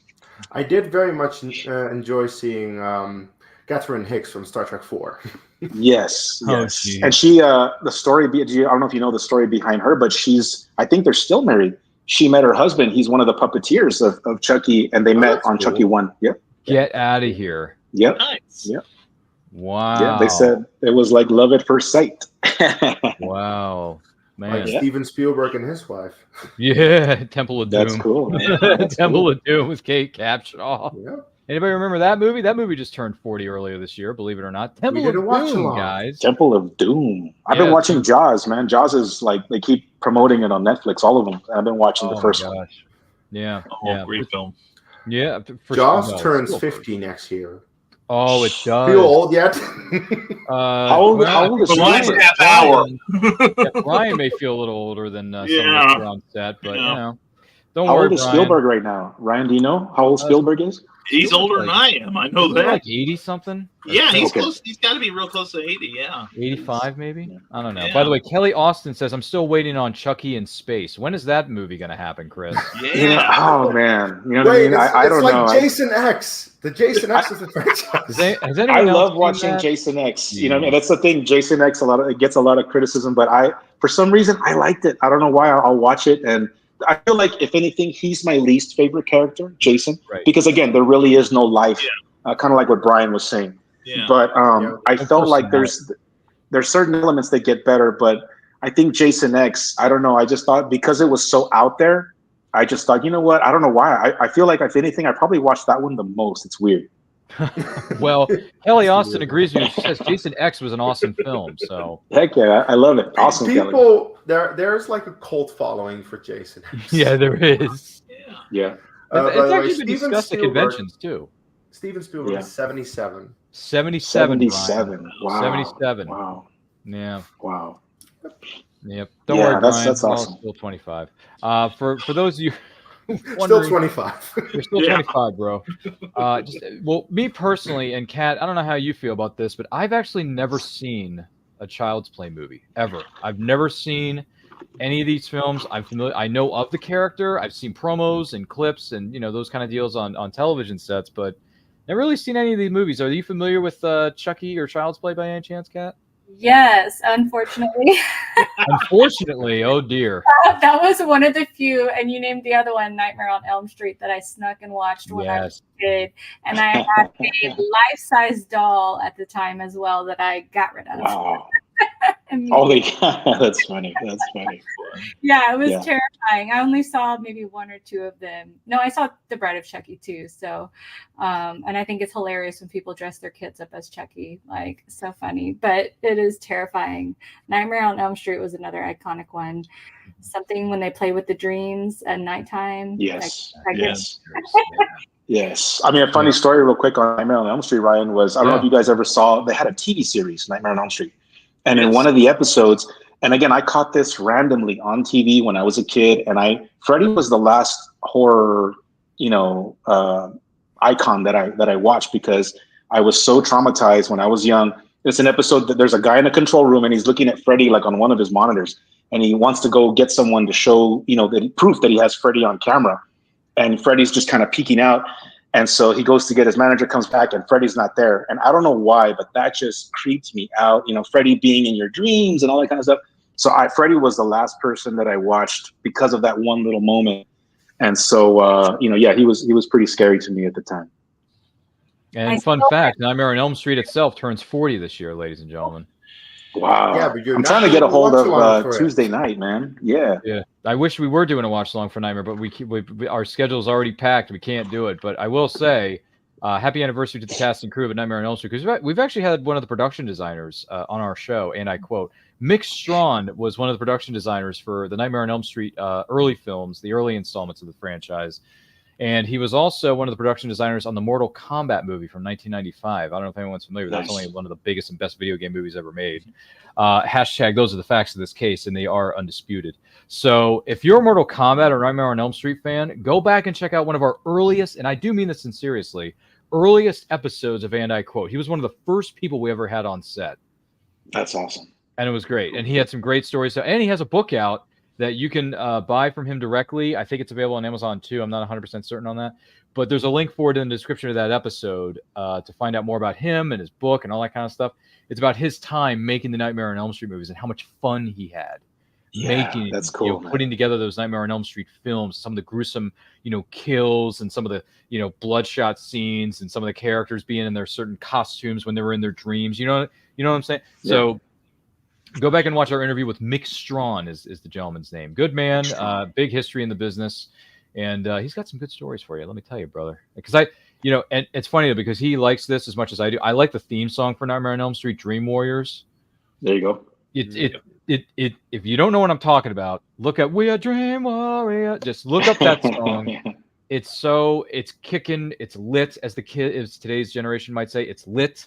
I don't know if Kat's heard that word before, but it's, your kids may have said it. I don't know. What do I know? But it's good stuff. I'm just going to throw that out there. And 80s music is iconic within its own right, Chris. So, Yeah. Well, another thing is that, what I appreciated, because I love, all movies. Yeah. And again, with the whole production and movie stuff, it's awesome to see all these big actors. I mean, that's where a lot of them, those were their first movies. Kevin Bacon was in the original Friday the 13th. Johnny Depp, Nightmare on Elm Street. DiCaprio was in Critters 3. Yeah. What's the Jennifer Aniston was Leprechaun. Yeah, man. Yeah. Oh, I think Leprechaun. Are you familiar with this? Yeah. Yeah. It's to see all them back then. It's Jamie Lee Curtis. That's right. Yeah. I had a cousin's house I would sneak these at. Are you serious? Oh, that's awesome. Does anyone remember Heather Locklear in the Swamp Thing movie? Yeah. Yes. Oh, yeah. Yes. Heather Locklear? I haven't seen it. Yeah. Mm-hmm. Yeah, she was in it. You mentioned, who was it again? You mentioned Leo DiCaprio. There was another one, too. In Texas Chainsaw, you had Renee Zellweger or Matthew McConaughey were in one of the Texas Chainsaw. Yes. Anybody remember that? I think Naomi Watts was in Children of the Corn 7, I think. Naomi Watts. I think that was her first movie. Yeah. Naomi Watts from The Ring? Mm-hmm. Oh, my gosh. By the way, The Ring, one of the scariest and creepiest movie premises of all time. 7 days. Yes, sir. I can't even go back and watch the movie now because I feel like I'm going to end up on the cutting room floor in 7 days. So please. Like that character when he was young. It was hilarious. I was like, how did you see that? Wow. That's awesome. I don't know the how other day I stumbled upon a video somewhere on YouTube, I think, where someone made an actual ring prank in a TV store. Oh so my God! They converted like one of the spots where a TV was hung. Like they took the TV out, put a cardboard prop that looked like a TV. Yeah. Made an entire room behind it with a girl looking like the girl from The Ring. Samara. And then people were just looking around, and all of a sudden she crawls out of the thing, and everyone was like, "Wow, what the hell's happening?" That's awesome. That's awesome. Love it. Well, I saw that one in the theaters, and it was like a midnight screening when it first came out. It was packed. And I mean, when she comes out of the TV like that, we had never seen anything like that, right? There were kids running out of the theater. They were screaming. And that's again, I feel like those are some epic, theater moments. Have your two daughters seen The Ring by any chance, Chris? Oh yeah, they've seen everything. My youngest Sam, I mean, she's the one that she loves. There's only a couple of movies that really scared her when she was little for whatever reasons, but other than that, I mean, she's they just whenever they watch them, it's more of she knows that it's fake, so it's just we're just watching another story going into it. Yeah. Mm-hmm. That's fair. Whew, horror movies. Some creepy stuff going on, and yes, I've seen The Ring. Okay, so you can mark that off my Ryan's to-do list before he dies, because there's millions of movies I need to see. I mean, Kees has got a list that's 20 miles long, so we all got to be watched movies, and then Brian and I are looking at each other thinking, dude, our to be read list is like 20 miles long. So that's awesome.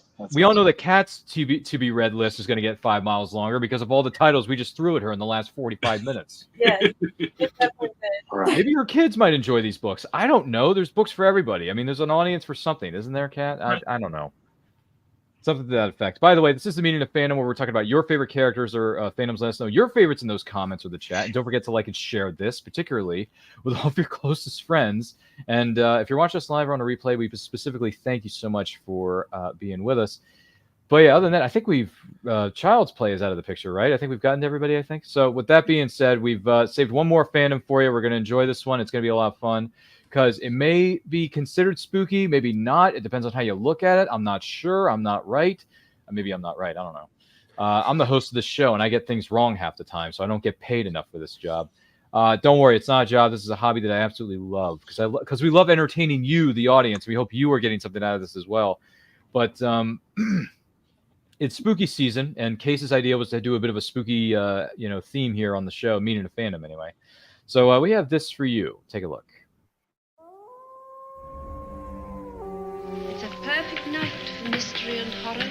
The air itself is filled with monsters. Universal's classic monsters on Blu-ray High Def. The whole world's frightened to death. From the studio that launched a legacy of monster movies comes 8 legendary films. Crazy am I? We'll see whether I'm crazy or not. Dracula. Children of the night, what music they make. Frankenstein. The brain of a dead man waiting to live again in a body I made. The Invisible Man. Creature from the Black Lagoon. The Bride of Frankenstein. She ate me. Phantom of the Opera. I told them there'd be death and destruction if they didn't let you sing. The Mummy. Thou shalt rise again. And the Wolfman. Starring Hollywood's most iconic horror talent. I am Dracula. Bela Lugosi, Boris Karloff, Lon Chaney Jr., and Claude Rains. You've stolen my music. Featuring creatures designed by master horror makeup artist Jack Pierce, all digitally restored in high definition, 6 times the resolution of DVD. It's fantastic. Loaded with hours of bonus features, including documentaries, archival materials, and much more. Experience horror like never before. It's alive! It's alive! Universal's classic monsters. Own them on Blu-ray High Def. I hope you will like.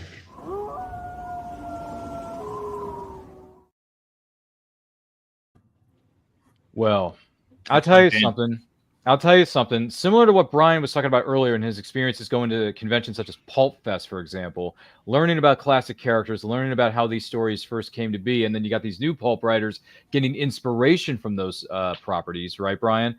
So I went to a convention. It's called the Mid-Atlantic Nostalgia Convention in Hunt Valley, Maryland, where I'm from, here in the state of Maryland. Just so everyone's given a bit of a geographical idea here. Maryland, USA. And I went to this place, and I went to this convention. I was so curious because nostalgia is a powerful word. And nostalgia is a beautiful feeling to have. You know, you have this nostalgia for horror or suspense or space operas or aliens or whatever it may be. And I went to this convention and I met some of the vendors who were there. And there was also the actor who was the suit actor from Creature from the Black Lagoon. Rico Browning was there. Yes. And he was doing a signing at his table, right? And he was doing photo ops, he was doing autographs, and then they had a showing of the movie simply known as Creature from the Black Lagoon that night at the event at the hotel where it was being, at the venue where it was being staged at. And I looked on the programming, I looked at the schedule, I looked at my schedule, and I thought, you know what? I'm not really familiar with these Universal monster movies. I'm not really familiar with them. I think I'm going to go and check out this Q&A, and then you're going to follow it up with a screening of the actual film. And what better way to experience a film than in a room full of fans and people alike, seeing this in a projector, HD screen, whatever you want to call it. And when I went into the room, Rico Browning did his Q&A. People asked him some really good questions. I actually got a picture with him.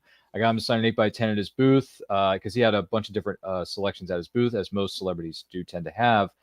And we watched the movie that night. This movie is an hour and 20 minutes. It's not even that long. Movies were cut very specifically, and they were timed out very well for their time in the, the 30s and 40s, even into the 50s, for example.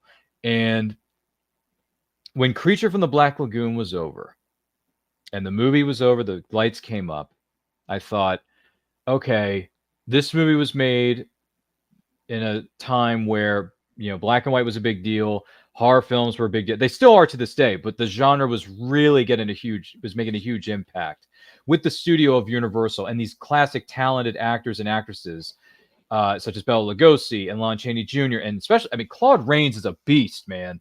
That's one of the best actors I've ever seen in my career. And then Rico Browning's the Gill Man doing the underwater sequences of the Creature from the Black Lagoon. And I thought, this is one of the best movies I've ever seen. This is how good this movie is.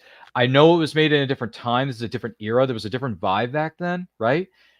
But the way it was made and the way it was acted in the short format storytelling, they just get you right into it. They don't waste any time. It's a group of explorers going to this place trying to figure out where some of these artifacts came from. And then there's like a picture of they find one of the fossils of the creature from the Black Lagoon. They're like, well, who's this creature? We don't know what this is. And they're studying this and they're fascinated by it. And then the creature, terrorizes the group, as you saw in this promo we just played for you.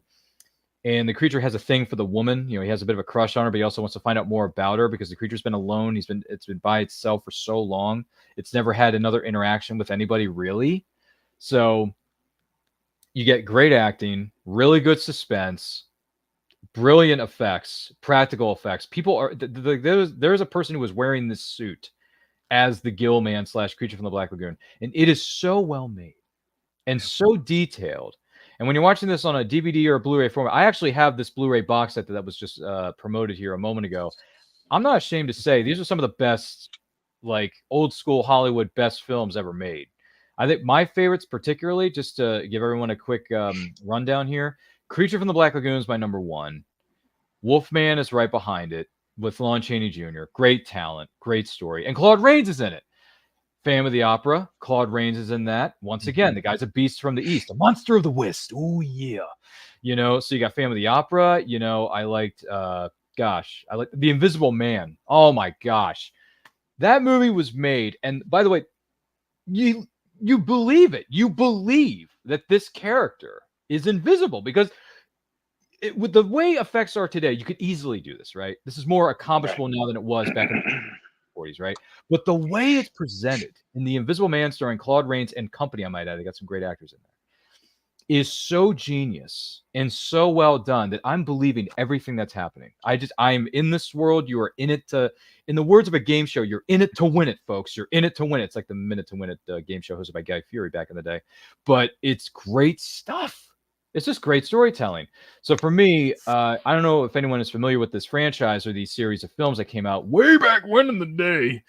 And by the way, I'm in the process of teaching a film analysis course at my university. I'm actually running a program where I have a few undergrad students, and I also have a few participants because it's a program and I'm the facilitator, but I like to think of it as a class.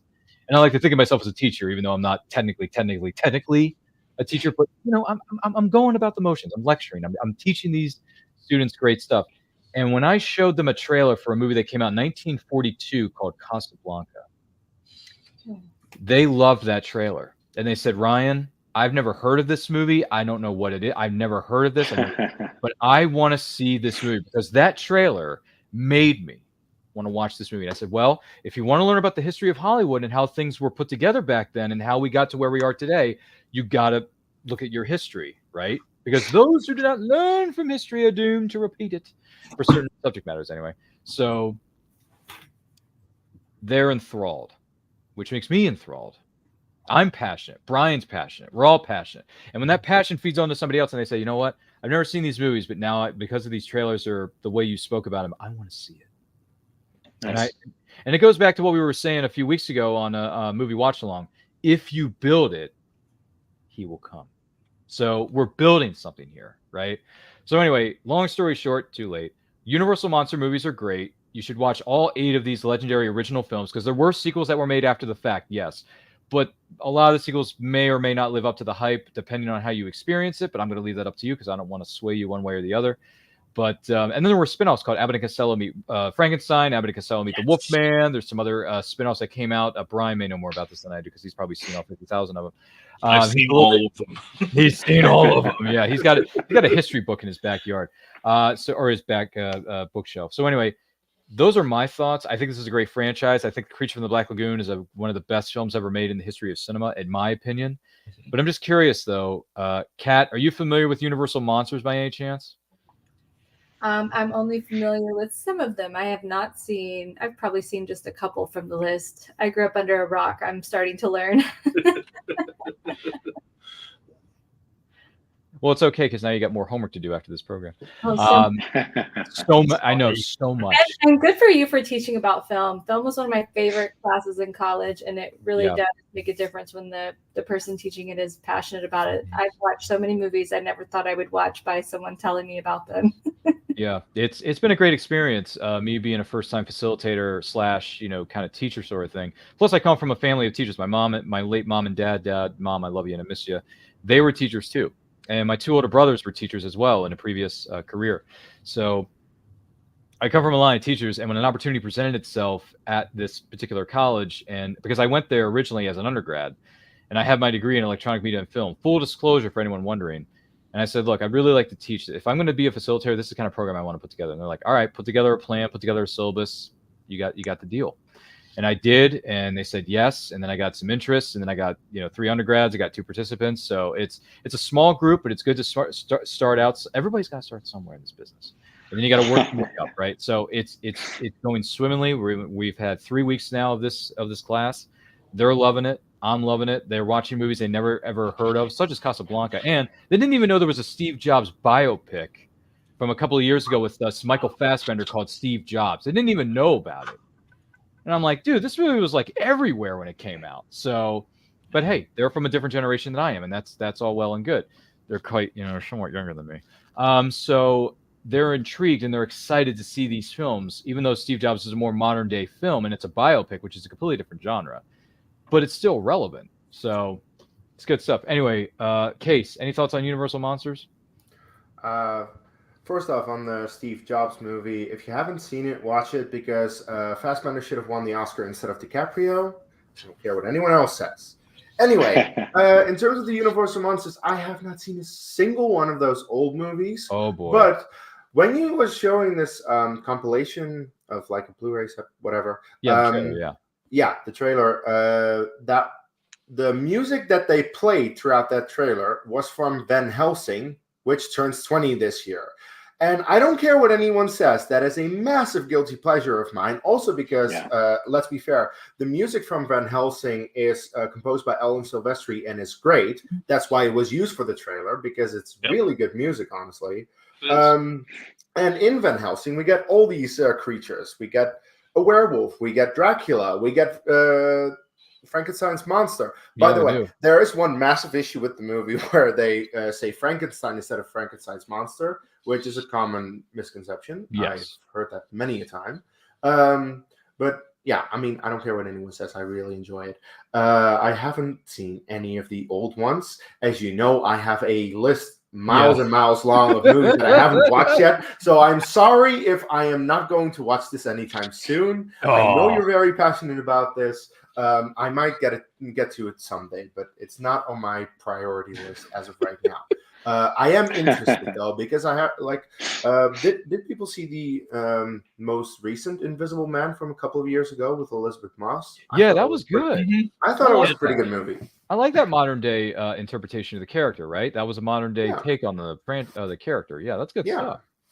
So I enjoyed that. I didn't mind it. I mean, if anyone gets a chance to see the modern day Invisible Man with Elizabeth Moss, please feel free to visit that, because that is a trippy movie for horror fans or just thriller fans alike, I should say, because it's more of a thriller than anything else. Psychological thriller, if anyone's familiar with that subgenre. Super Chris, you're wearing the Chucky shirt, so you got some horror cred to your Republic credits here in not Star Wars. But I'm just curious, any thoughts on Universal monster movies, and if so, have you seen any of these? Yes, I love them all. I'm also with a Chucky and all the other ones I watch. I'm a huge werewolf fan. I think out of all those monsters, the werewolf is always the most fascinating to me. Yeah. So I've seen every werewolf movie out there, and if there's one missing, I try to find it and watch it. Wolfman. They just released the new Wolfman trailer. Really? It looks all right. I want to see it. I know, but again, I feel like going back to the originals, it's very, very different. My favorite werewolf movie is Bad Moon. If you haven't seen that one, it's where the dog is actually the hero of the movie. Wow. And in that movie, they do a little homage to the original Wolfman, which is pretty cool.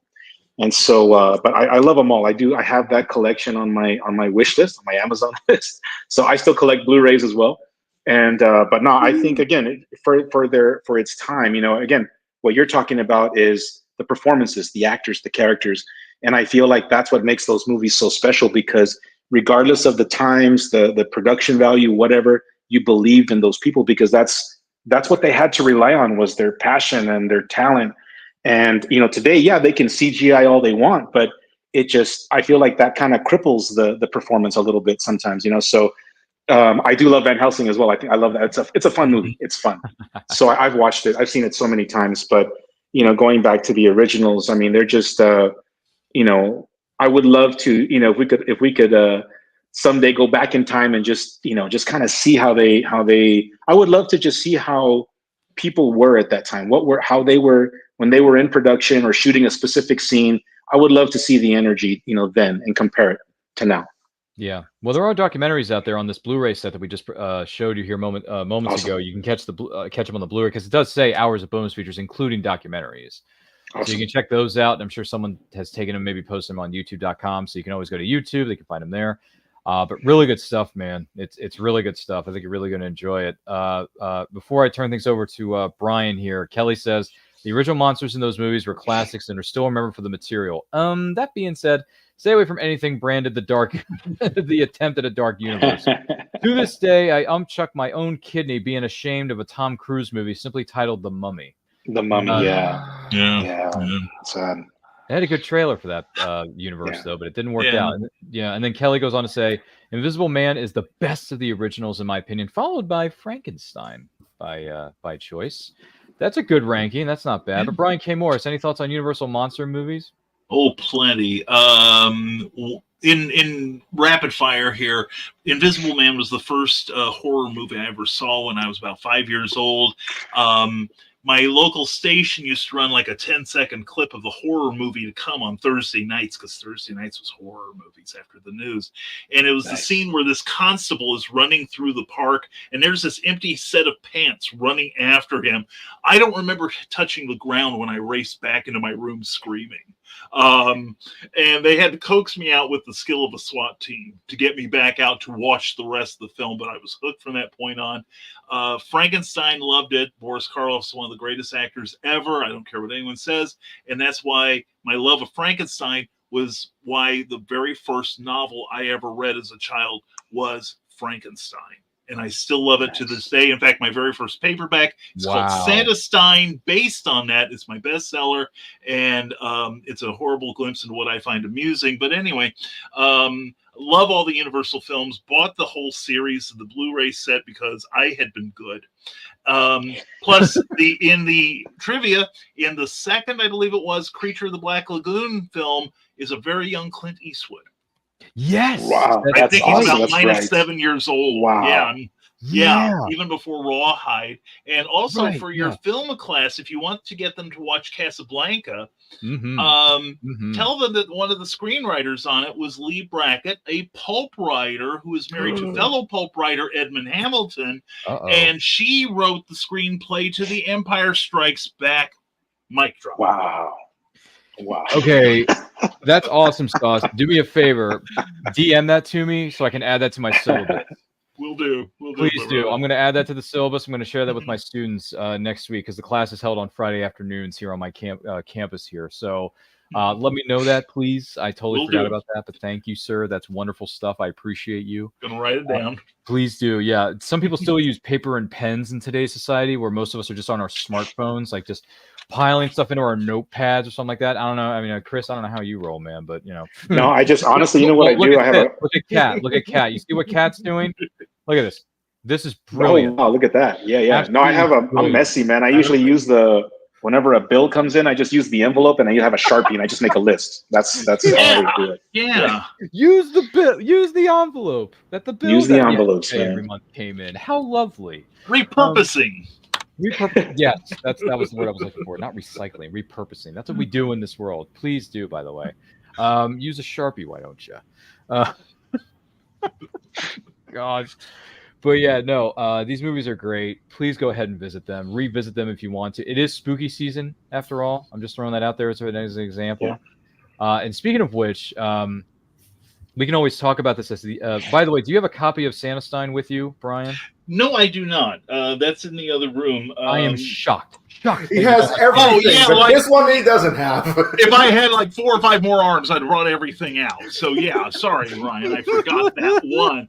But it is available on Amazon and BarnesandNoble.com, and any good bookseller # always promote. Which, by the way, I learned that technique from Brian K. Morris, so I have him to thank for that. It's what happens when you cross paths with one indie writer, and then he introduces you to other indie writers in the community, and you're thinking to yourself, these men and women are trying to tell me something. Maybe I should take their advice. You know. And speaking of which, I know you talked about this earlier, Brian, on one of your shows regarding a certain thing that goes on every year in November, if I'm not mistaken. Yes. I participated in that a few years ago. I wrote a 3,000-word short story. I don't know if you knew that or not. Oh, cool! No, I did not. It was a Western, by the way. Oh, even better. Cool. Yeah. And then I went to one of our friendly neighborhood indie writers, and they gave me their critiques, and I went back and I, fixed things in my rough drafts. Excellent. Love that. Yeah. So then I got it down to 3,000 words because it was a little over that, but I didn't want to. It's my first one out of the gate. I don't want to push myself. 50,000, 60,000, whatever it is, because that's what they normally do every year. Yeah. But I did the workshops at my local library, and I put together a 3,000-word story. I just had this idea roaming around in my head for a long time, and I'm like, you know what? Let me try to put this down on paper. Proud of you, Ryan. Very good. Maybe I'll get it published one day. Who knows? We'll talk about it. I might be able to steer you in the right direction. Okay. Well, that'd be great. You and I can talk shop. I'd love to hear your thoughts and feelings and opinions about it because I think it's a good story. I'm looking forward to seeing what happens next with these characters. So, and I like Westerns. They're fun to write. I love incredible Westerns. Fun to write. Yeah. I love Westerns. I think Westerns are fun. Maybe I'll mention something about that to my students later on in the semester. I don't know about Westerns and how important they are to storytelling. I'm not sure. Kelly says, it's been fun, kids. My boyfriend's here. Oh, she has a love interest. Okay. Oh, yeah. So let's say no more to this show, but stay safe and be creative. Guess what, Kelly? You too, darling. I was not aware it was date night for you. But then again, it's Friday. It's the end of the week. Everyone wants to cozy up, Netflix and chill, kind of stuff. I don't know. Who knows? But it is spooky season, so why not watch a scary movie? Maybe you can watch a Chucky movie for all we know. I don't know. Or maybe Ghostface can visit you like he did in the Blockbuster video that was sitting in Drew Barrymore's background and say, "What's your favorite scary movie?" I can't believe I just said that. And I've met Ghostface, by the way. I've met Roger Jackson, who's the voiceover of Ghostface in the Scream movies. Nice. He's terrifying in the movies, but in reality, he's just a chill dude. Just an average guy, man. Yeah, dude. Roger. His name's Roger Jackson. He signed my Scream 4 DVD, and it says, "To Ryan, I'll gut you like a fish." Nice. Even though he didn't say that in the fourth movie, Chris, he says it in the first one because he's talking to Drew Barrymore's character in the first 20 minutes of the movie. But it's like, dude, I feel like I'm reliving this tragic moment with Drew Barrymore's character. That's funny. Yeah, man. Good times, man. Good times. Oh, geez, she's bottling up the popcorn and stuff. Dude, it's so weird. It's so creepy. But it's a good way to start a horror film with a shocking twist in the first 15 minutes. Yeah, they got that from Psycho, the original Psycho. Oh, did they? Mm-hmm. Wow. Mm-hmm. Which, by the way, that's another great classic Hollywood movie. Alfred Hitchcock's Psycho. Which, by the way, speaking of Hitchcock, I'm glad you brought this up. In 2 weeks from now, we're going to be doing a movie anniversary watch-along, a movie watch-along for the 70th anniversary of Alfred Hitchcock's Rear Window. Nice. Yes. Rear Window with two of the all-time greats, James Stewart and Grace Kelly. Wow, look at that. That's awesome, man. And Raymond Burr. Raymond Burr. Wow. And Ross Bagdasarian, who was the creator of Alvin and the Chipmunks. He's the piano player. Wait a minute. Excuse me? The bacon yeah. The creator of Alvin and the Get out, and the piano player? Get out of here. Upon what little I have. Jeez, you know way too much for your own good, Brian. I know. I'll tell you what. For me one of these days, I swear. I love it, by the way. Thank you for sharing that with us. That's another fun fact. Maybe I'll bring that to my students' attention. I don't know. We'll see. Yeah. Feel free to DM it to me if you want. Who knows? I'm getting ideas here because Brian is so good at this stuff. He's better at it than I am. But anyway, I do want to take this opportunity to say thank you to every single one of us, every single one of you, the panelists, and thank you to you who may be watching or listening to this episode. I don't know about you, but this has been a great, fun time here at Anti-Quote Channel Studios. I hope you've enjoyed this episode of the Meaning of Fandom. I don't know, man. The next episode, which is the first Friday of every month, we do these shows, Meaning of Fandom, Fridays at 7 p.m. EST. This episode's going to be tough to beat because this was very educational. So with that being said, Kat, if someone wants to know more about you and the incredible things that you're doing, the incredible things that you are creating, and maybe some of your unique tastes in movies or film, or how you were scarred, or maybe not so scarred as a child because you were living under a rock for so long, where can they follow you on social media, Kat? Oh my gosh. So I finally got all my social media the same. I'm at Words with Kat on every social media that you can think of, basically, even Cash App. I've gotten them all down. Don't cash at me though. But I've been getting out and doing comedy and performing with my own writing, and met Ryan doing some singing one day recently. Again, got to it's been really cool connecting with artists lately. So I've been jumping into that world. So I was really appreciative to come on here today. Yeah. Well, thank you so much for being with us. And if you have any questions or you want any tips on anything, let us know. More than happy to help you and assist you, point you in the right direction, if you will. So let us know. Okay. We are here to support you. All right. I appreciate that. And I love writers. I love creatives. I write poetry, comedy. I'm always writing something. That's all my notebooks around me. So I just love other people that love writers too. So today was really fun for me. Oh, wonderful. Thank you so much for being here with us, Kat. I'm going to be speaking to you here again momentarily. Superman. Just curious. If someone wants to know more about you and some of the great creative things that you're doing over there on YouTube and all the other networks, where can they follow you? Well, pretty much on YouTube, you can just find me at Super Chris Jones. I'm also on Instagram, Super Chris Jones. And I do a lot of episodes on my favorite movies and actors. And right now I'm interviewing this celebrity Hollywood hairstylist. He pretty much did hair for, all the greats. Johnny Depp, Tom Hanks, Angelina Jolie. We just posted our Angelina Jolie video, and he recently released a book and sharing all his stories. And it's kind of giving me a different perspective on movies because I don't even think about the hair. Obviously, I shave my head all the time. So, but it's definitely give me a new perspective when I'm watching or rewatching these movies, for the episodes. So, with October, I'm going to be doing a couple of horror episodes. I'm going to do a Chucky episode. Next week, I'll be doing a scary movie episode, the parody of Scream and I Know What You Did Last Summer. And so, but it's just been a lot of fun, and it's been awesome to network with all of you. So thank you. And Ryan, I appreciate it, man. What you're doing and just collaborating and everything. You're a real life hero, my friend. So thank you. Thank you, sir. Appreciate it. And remember, always hold on to Smallville. Yes. Yeah, baby. Dude, That Talkville show is dynamite, and that print that gentleman came out with for the 100th episode that Talkville just did, I bought it. I can't wait to have it in my collection. I'm sure you're going to buy it when the time arrives. I'm going to get it tomorrow. Yes, I'm going to get it tomorrow, and I'm going to try to reach out to them a little bit more, just because, again, I want to talk to so many people. You know what I'm saying? But but again, and then I missed it because obviously they just talked about the 100th episode, which is my favorite. Yes. And you know what's so crazy, and I don't know if you guys feel this way. When you're as a content creator, I feel like the clock just moves even faster, and there's just so much you want to do, but the weeks and the months kind of catch up, and it's really hard. But at the same time, it's okay because it's forever. And if I didn't catch them this year, well, maybe I'll catch them next time. It's no big deal. Yeah, that's true. And the worst they can do is say no. You got to take a risk. Without life, exactly, taking a risk, there is no reward. Exactly. You got to take a risk, brother. So go for exactly. it. You got nothing to lose and everything to gain, in my opinion. So reach for the stars, man, and always hold on to Smallville. By the way, I think one of these days, Chris and I are just going to do a Smallville-centric episode of Meaning of Fandom or whatever else we can do. We can cook up something in the kitchen.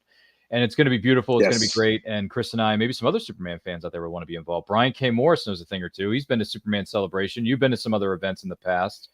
So, well, I've been to the museum, and I'm actually I'm trying to talk to them because I missed it. I missed the celebration this time, but I want to go next time and see if I can actually make it, kind of a little bit of a mini episode or documentary or whatever. So I'm going back and forth right now. I'm kind of sending some emails. Let's see what they say. Well, I hope the odds are ever in your favor, and we got your back, man. If you need anything, let us know. We're there for you, brother. Oh, thank you so much. I appreciate it. Please do. But thank you so much for being here, Chris. Do appreciate it. Wish you the best of luck with all your creative activities and your YouTube videos. Your YouTube shorts are dynamite, for Pete's sake. Thank you, man. I appreciate it. They're way better than anything I could have cooked up in my kitchen. But and did you see that on the new rule for YouTube? It's going to change on the 15th. They're going to let shorts be up to 3 minutes. Oh wow! Yeah, so any video, 3 minutes or less is going to be considered a short after the 15th. Yeah, 3 minutes. All right. Well, there's a lot of things I can share with people about my love of fandom in 3 minutes. I'll tell you that much. But you and I may have to discuss that at a later date. But Chris, you're the man. Love you to pieces, brother. I'm going to talk to you here very shortly. Brian K. Morris, sir. It's been great having you here. You're a first timer on this program, as well as Kat was. You're both new to the class, but we're very grateful for your presence and your knowledge and your fun facts, I might add, by the way. So if someone wants to know more about you and some of the great things that you and your fellow creative writers and publishers are doing, where can they follow you? Well, they can follow me at risingtide.pub, where it's undergoing a little bit of reconstruction right now. But I'm also on most social platforms as Brian K. Morris. Otherwise, I'd never be able to remember it. But otherwise, I'm a independent publisher, freelance editor, award-winning writer, broadcaster, and former mortician's assistant. And yeah, we do books. Check us out on all book platforms. You name the genre. Give me a word. This is one of my newest ones, Quest for the Delphi Oculus. If you like thrillers, that's for you. And if you like old-time superheroes and pulp action, The Terrors, I highly recommend that. But they're great books, but I'm only going by what other people telling me. By the way, trivia, I also do acting. I'm in a film with Lloyd Kaufman. Thank you very much for having me. It's great to see how you've grown your network, and it's been a pleasure meeting all of you guys and gal. And I've been sitting here writing down all the stuff that I've got to watch for you guys when I start stalking you all. So anyway, thank you for a great evening, and thank you for probably the best 2 hours of my week. Thank you, one and all. Oh, you're quite welcome, good sir. You're using, what are those, index cards, little pieces of paper? I love it. You're on the ball. And it's a little thing I tore off of another piece of paper that I was supposed to read earlier. So. We got it. Hey, everybody's got to find something to write on somewhere. Thank you so much, sir, for being with us. We love you to pieces, and we wish you the best with everything moving forward. So, Brian, I'm going to be talking to you here momentarily. Kees, you're the man responsible for this theme, or this idea, I should say, for the get him. Oh, yeah, you're the straw that stirs the drink. You're the Mian. So I'm just curious. If someone wants to know more about you and some of the creative ideas you got going on there, where can they follow you? By the way, I suppose we should retitle this The Meaning of Fandom, Episode 8, The Quest for More Homework, because we have so much homework all of us. Forget about Superman 4, The Quest for Peace. This is the quest for more homework, brother. Exactly. Well, my YouTube channel right here, the Dutch Star Wars Guide, where I talk about Star Wars, all kinds of Star Wars, new Star Wars, old Star Wars, because I like most of it, even the new stuff, which some people take issue with. But that's not my problem. I really like it. That's why I want to just talk about Star Wars all the time, because it's my favorite franchise. Currently doing playthrough of Jedi Fallen Order because it's 5 years old. I really love that game. And just waiting for more content to come out.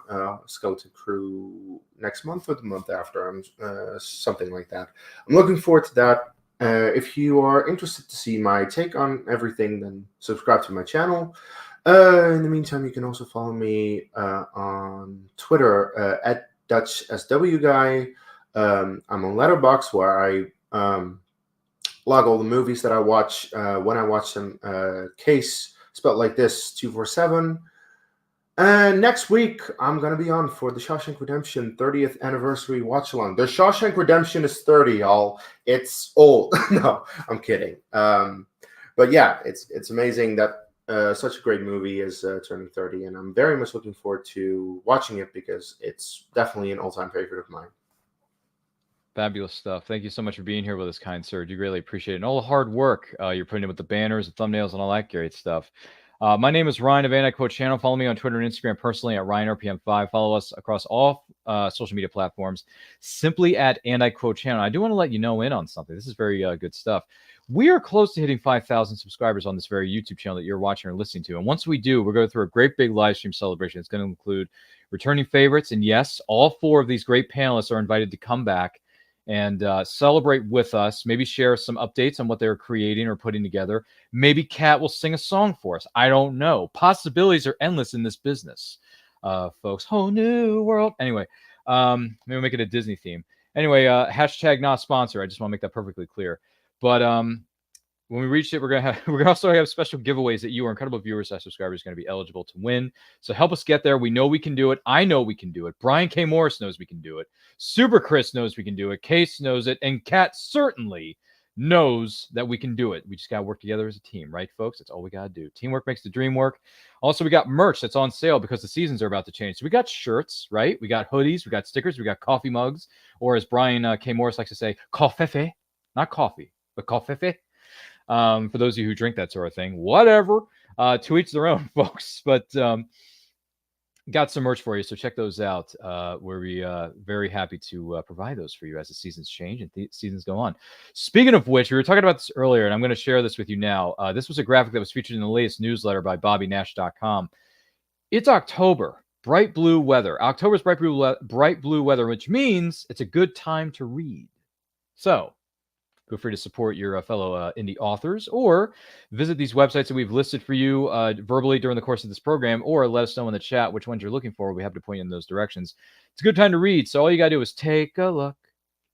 It's in a book. Anyway, you know where I'm going with this. You know where I'm going.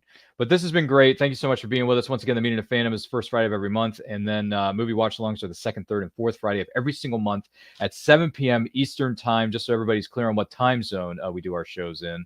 So feel free to check your local listings, plug it into your phone. It'll take care of the rest for you. But remember, thank you so much for being with us. Like, comment, share, subscribe, ring the bell to be notified when our videos go up or they go live. And remember, life is better when celebrating your favorite fandoms together. Take a look. You want answers? I think I'm entitled. You want answers? I want the truth! You can't handle the truth!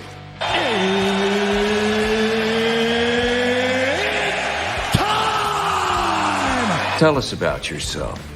Who are you? Tell me! It is a gift. A privilege. Behold! My stuff.